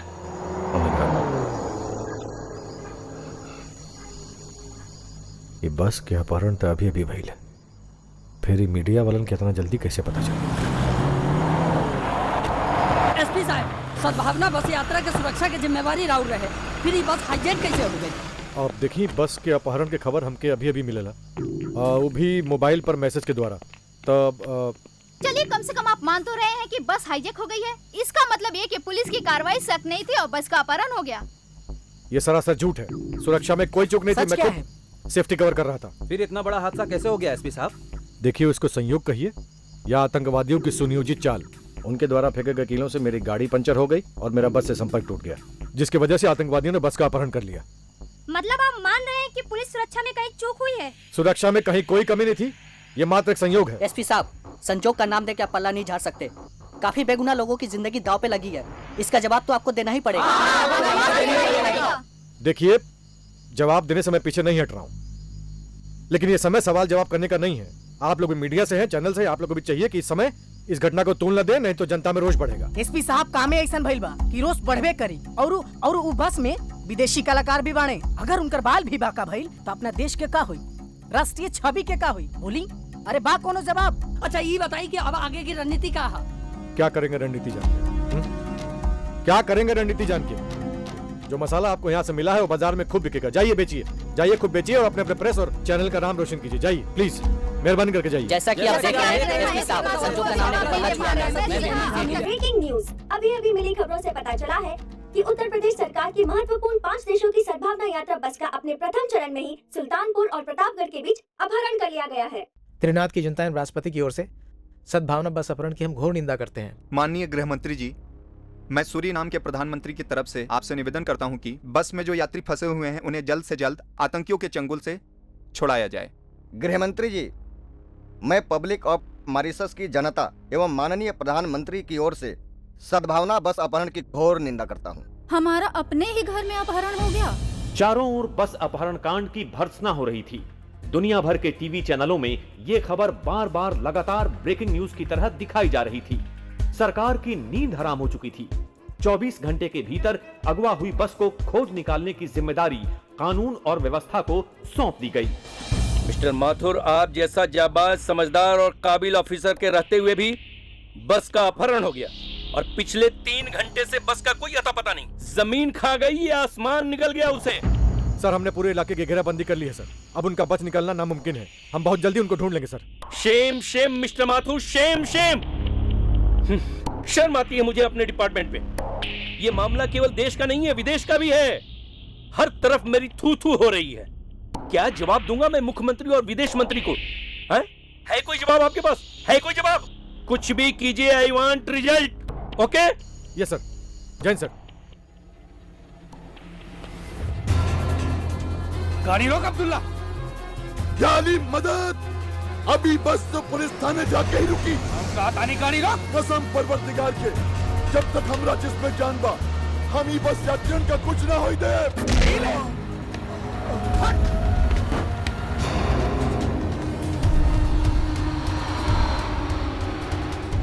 आगे देखो, बाईं तरफ एक कच्ची सड़क जाता। गाड़ी हो जा, उतार दो।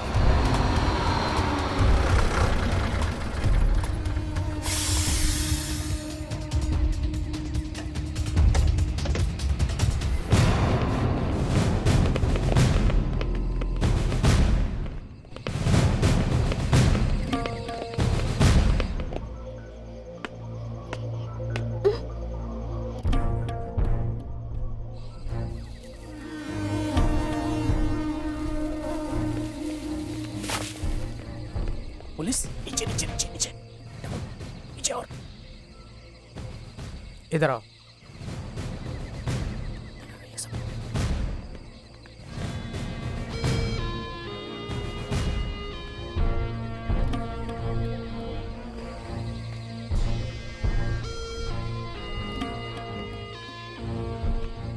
लगता है यहाँ कोई नहीं है, चलो।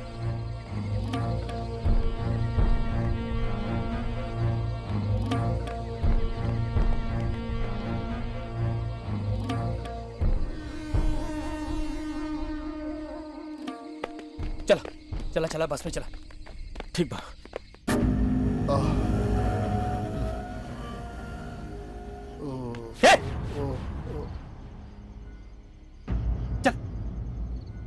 चल गाड़ी चल चल चल चल चल स्टार्ट कर चल।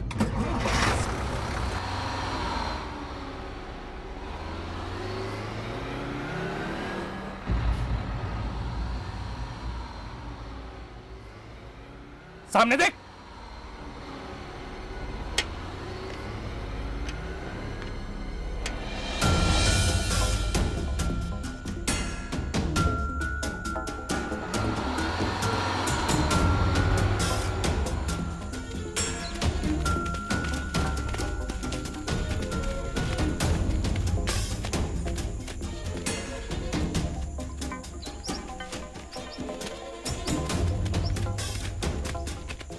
तुम इन लोग को लेके उधर जाओ। यस सर। बाकी इधर आओ। Follow me.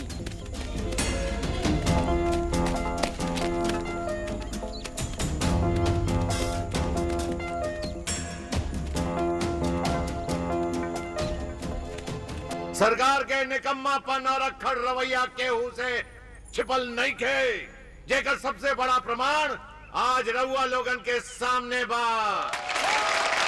जरा सोची, उस सद्भावना बस के लाचार और बेबस यात्रियन के बारे में जे आज 5 आतंकवादियन के संगीन के नोक पर सांस ले रहल हुए। उ लोगन के साथ अगला पल का होई, वो मासूम लोगन के पता नहीं खे। काहे जो उनके जिंदगी के आस और सांस के डोर सरकार के हाथ में बा। अगर ई सरकार चाहिए तो 5 आतंकवादियन के बदले वो मासूम बस यात्रियन के आजादी दिलवा सकेलन। जनता जनार्दन होला। अगर आप लोग सरकार पर दबाव डाली तो ई 5 के बदले कितना के जिंदगी बच सकेला, फैसला आपके हाथ में बा। जय हिंद। संकटा प्रसाद, आतंकवादियों के रिहा करा।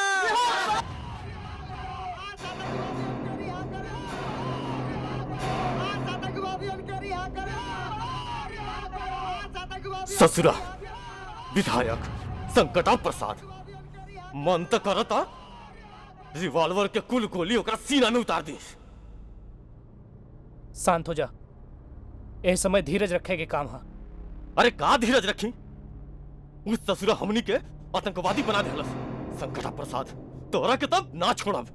कोई केहू के आतंकवादी ना बनावेला, उ ओकर खुद के फैसला होला। और वैसे भी का कइले बड़े संकटा प्रसाद, जे इतना आग बबूला होता ना, हम उनकर बेटी हई, यही से पूछत हई।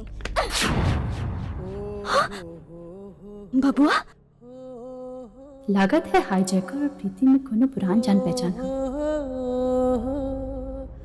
का कहले है तो हर बाप विधायक संकटा प्रसाद जानल चाहता रू तो सुना, रुंझुन के ब्रेन ट्यूमर हो गए।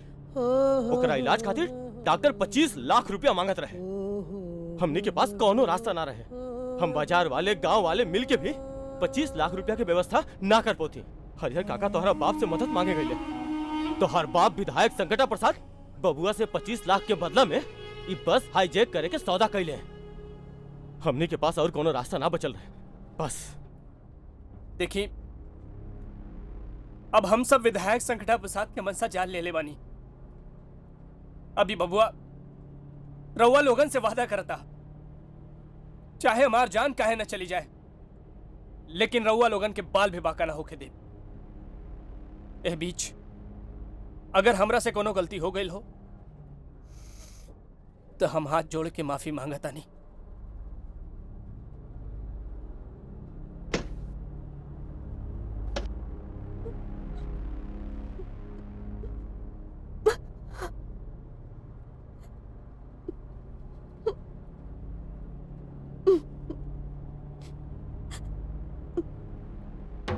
मिस्टर माथुर सर, जंगल को चारों तरफ से घेर लीजिए।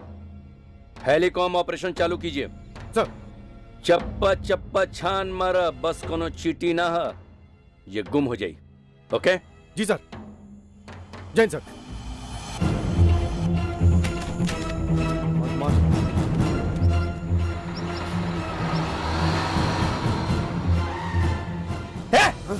गाड़ी कहाँ रोकले से? बस आगे न जा सके, आगे खाई बा।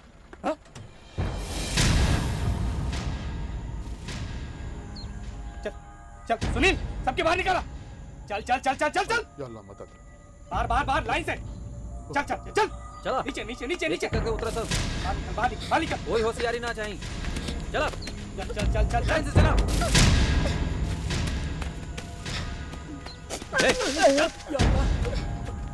पता नहीं चलेगा ना। चला, एक एक लाइन से चला। दोनों होशियारी नहीं।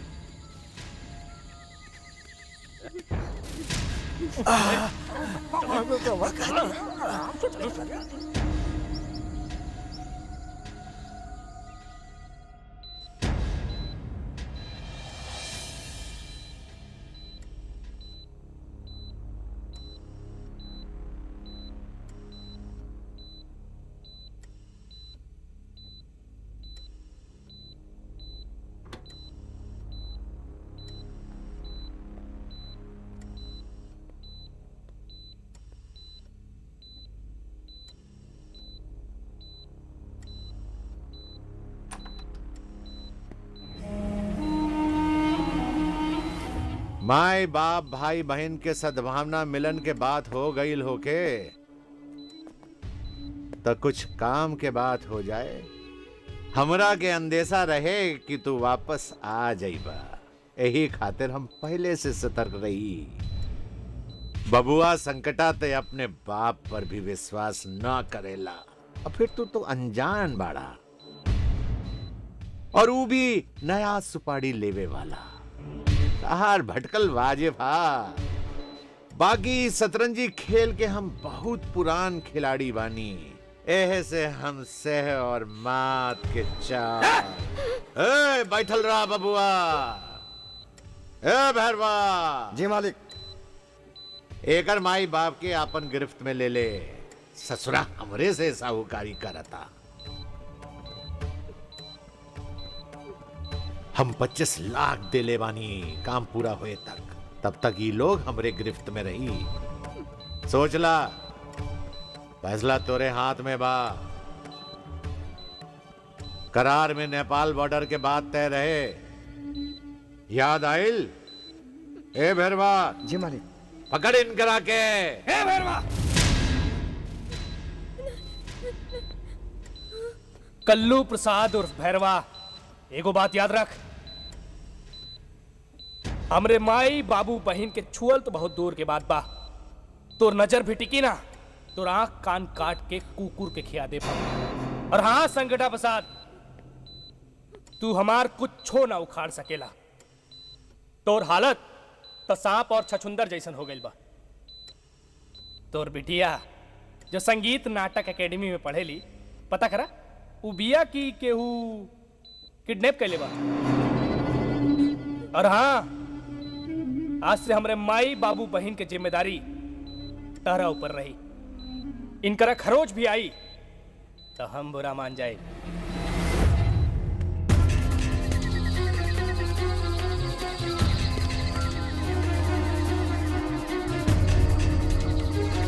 Come on.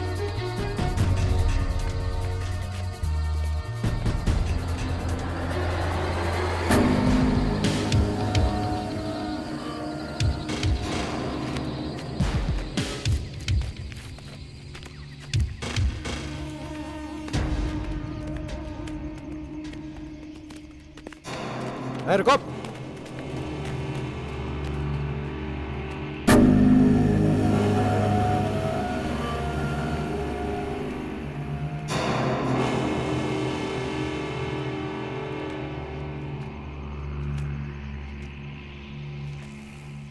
गन नीचे, गन नीचे।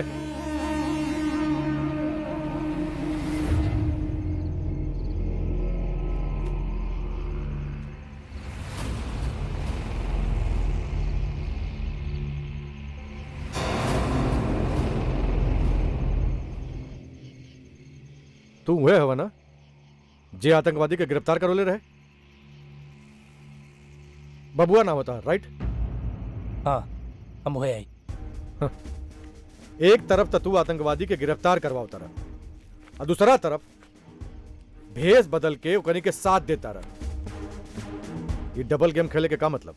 हम कौनो डबल गेम नहीं खेलता नहीं एसपी साहब, और ना ही उनका साथ देता नहीं। वो आतंकवादी कालो माँ दुश्मन रहन और हमेशा रही हैं। और रहल बात वेशभूषा के, तो अपन बहन के इलाज खातिर एको काम की बेड़ा उठौले बानी, वो करता नहीं। ई काहे नहीं कहत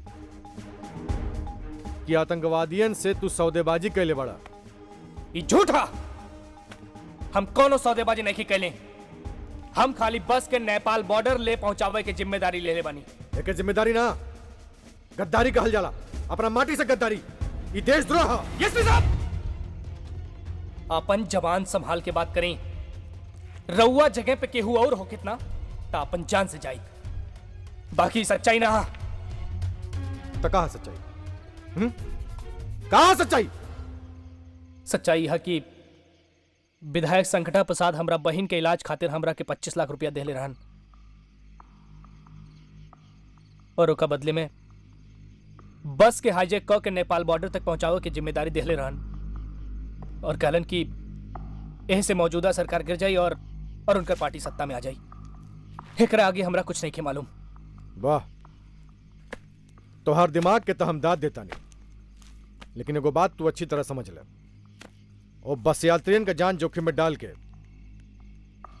जमन कुछ विदेशी यात्री भी हमें, अगर कुछ भी ऊंच नीच हो गई तो हमारे देश के माथे पे कलंक के टीका लग जाई, और जिम्मेदार खाली तू होगा। ना एसपी साहब ना, अतिथि देवो भव कहल जाला। चाहे हमार जान काहे ना चली जाए, बाकी अपन देश के आन बान शान पे कब्बो आंच ना आवे दे। रउआ निश्चिंत रही। अब यात्रियों की सुरक्षा सिर्फ रउआ कंधे पे ना, बबुआ पर भी बा। बस हमरा के आज जायदे ही विश्वास करें प्लीज।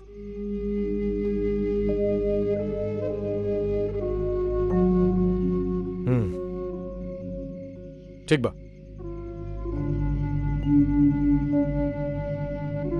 All the best.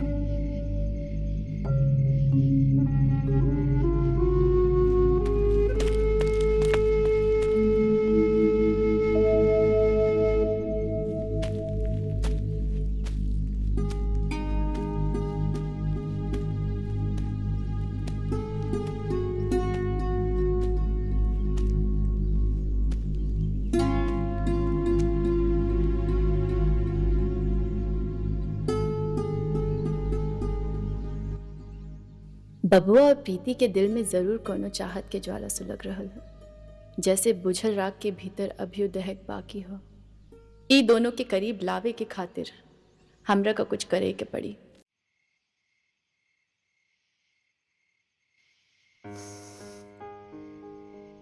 नाराज हो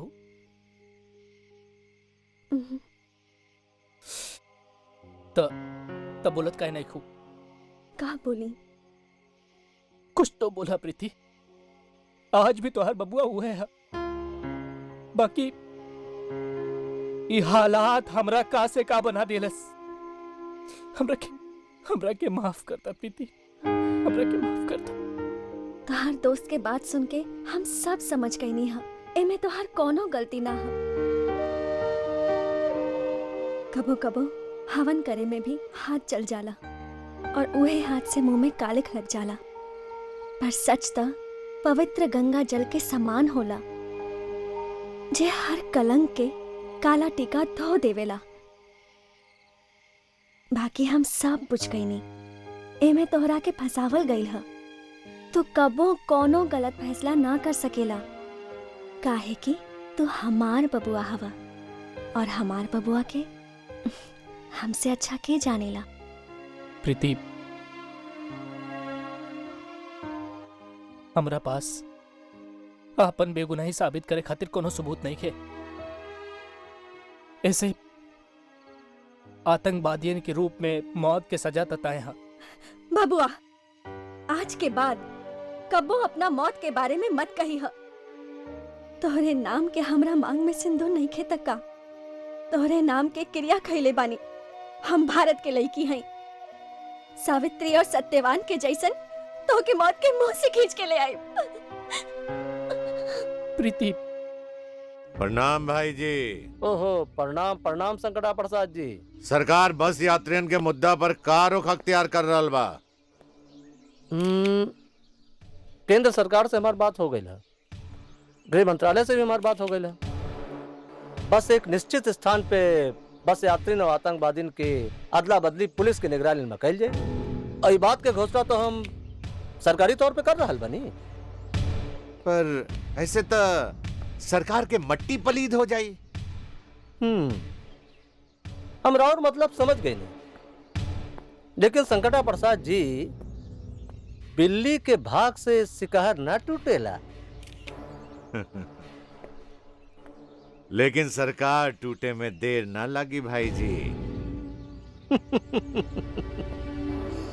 संकटा प्रसाद जी, इस समय हमार प्राथमिकता बस में फसल यात्रिन के जान बा।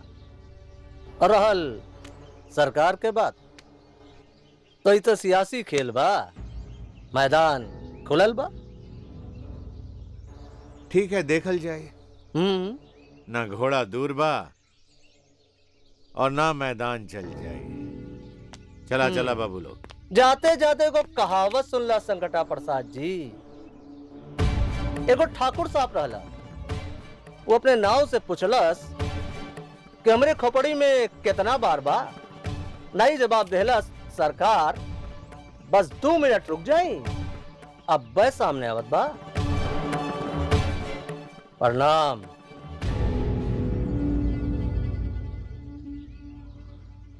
प्रणाम। चला।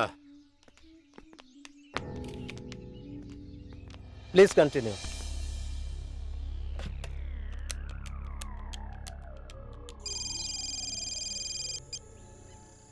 Hello mister Mathur. हाँ सर, माथुर बोल रहा हूँ सर। लखनऊ की जेल से सुबह 6 बजे उन 5 आतंकवादियों को लेकर मिस्टर अवस्थी फुल आर्म फोर्स एस्कॉर्टिंग के साथ आपके ठिकाने पे पहुंचने वाले हैं। इस अदला बदली के कार्यक्रम में किसी प्रकार की भूल चूक या लापरवाही नहीं होनी चाहिए। सर, आप खुद अपनी सुपरविजन में इस काम को शांतिपूर्ण तरीके से और सफलतापूर्वक अंजाम देंगे। Okay? Okay sir. Thank you.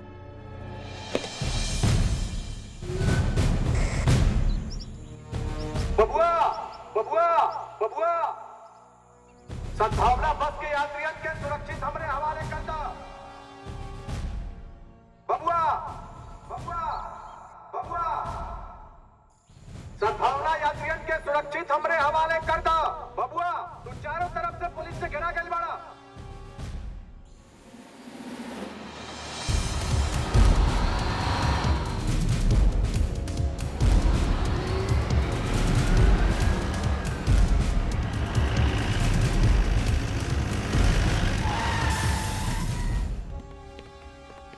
Jain सर।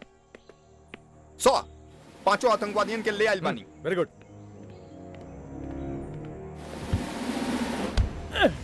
चल।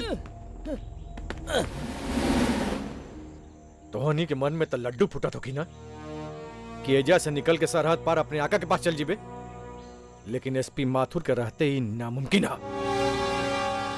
एजा से भागे के ना तो साधन मिली न जमीन। आखिरी बार पूछ रहल बानी, अपने आका के नाम बता दे, और इस शहर में बम ब्लास्ट के करो रहे उसका नाम बता दे।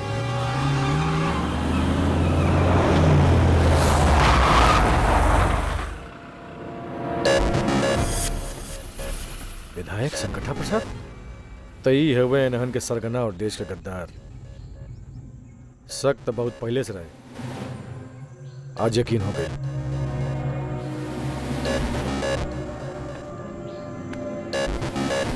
पांचों आतंकवादी हमारे साथ बढ़े। बस के यात्रियों के उतारो नीचे। बस यात्रियों के नीचे उतारा ही हमारा लास्ट वार्निंग है। राहुल, सबके नीचे उतारा। चला।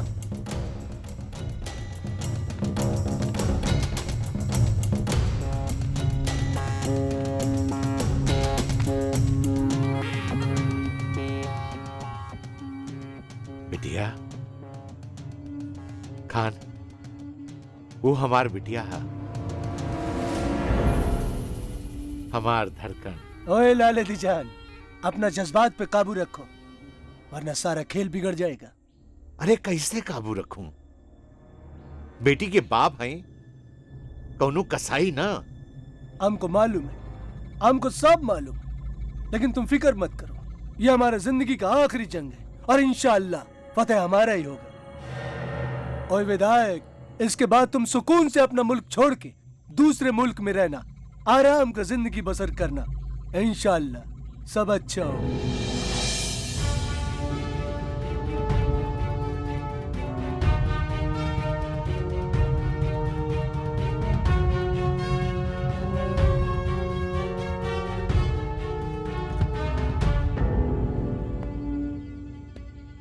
विधायक संगठा प्रसाद, तोहार आदमी अब आजाद बढ़े, उनकरा के लेके जा। खबरदार, जे जहां बा वहीं खड़ा रहा। गेहूं अपनी जगह से हिलल या हरकत में आवे के कोशिश कैलस, ओकरा के जान से हाथ धोए के पड़ी।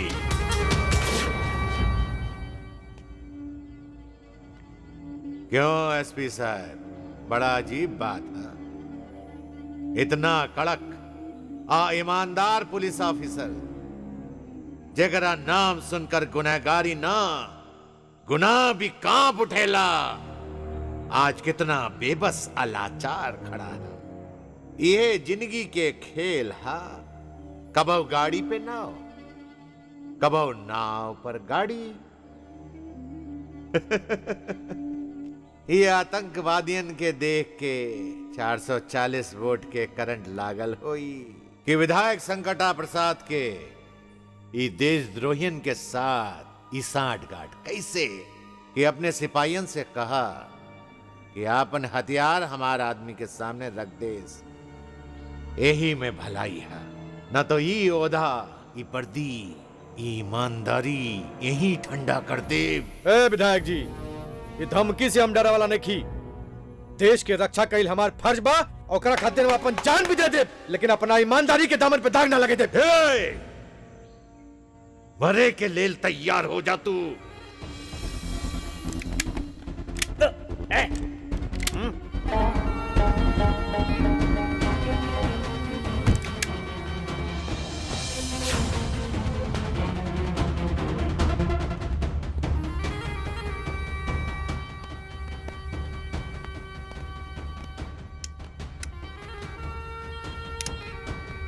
पीछे। और विधायक, कुछ तुम अपना बेटी से जाके मिलो। ये खबीज के औलाद को हम देख लेगा, वैसे भी इससे हमारा बहुत पुराना हिसाब बाकी। कैसन हो बिटिया? हम जानत हैं तू हमरा से नाराज बारू, बाकी तू हमरा के ना बताइलू कि तू सद्भावना बस यात्रा में शामिल बारू। अच्छा भइल कि तू हमरा यहाँ मिल गईलू। हमने के हमेशा के खातिर ई देश छोड़ के विदेश जाए के प्लान बनवले बा, और ऐसे भी देश में का रखल बा, भुखमरी, बेकारी, बेरोजगारी और का। चला परदेश चल के नई जिंदगी जियल जाई। आवा। परदेश रउए मुबारक हो, हम अपन देश छोड़ के ना जाइब। ई त भगवान राम और कृष्ण के पावन भूमि ह। एकर इतिहास हमरा खातिर गौरव ह, मान ह, अभिमान ह। हम अपन पहचान छोड़ के कहीं ना जाइब। पागल मत बना, ये सब किताबी बात है, हकीकत में ऐसा नहीं के।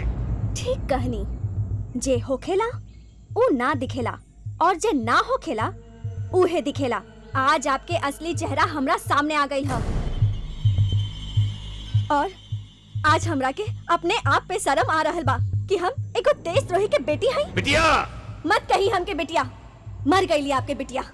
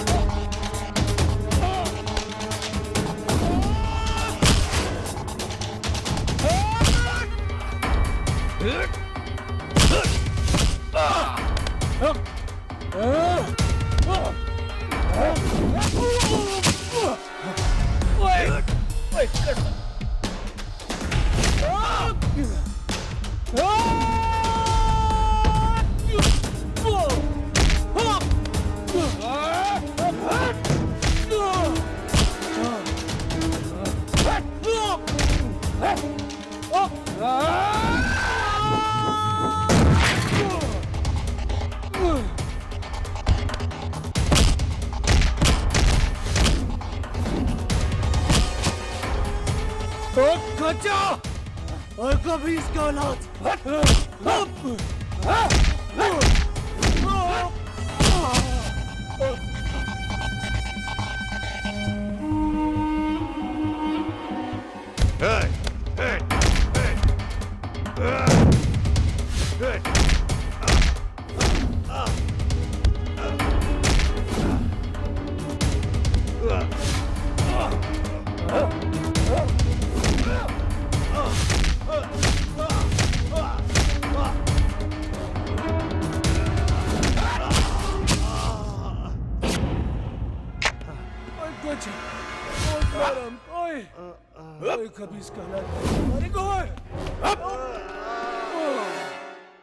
ये अदालत सद्भावना बस के अपहरणकर्ता विधायक संकटा प्रसाद चतुर्वेदी, विलायत खान और उसके 14 साथियों को देशद्रोह के संगीन जुर्म के लिए उम्र कैद की सजा सुनाती है, जबकि बबुआ और उसके साथी भी उस अपराध में शामिल थे, लेकिन उन्होंने उस बस के यात्रियों को सुरक्षित आजाद कराए जाने में सरकार और पुलिस को सहयोग किया है।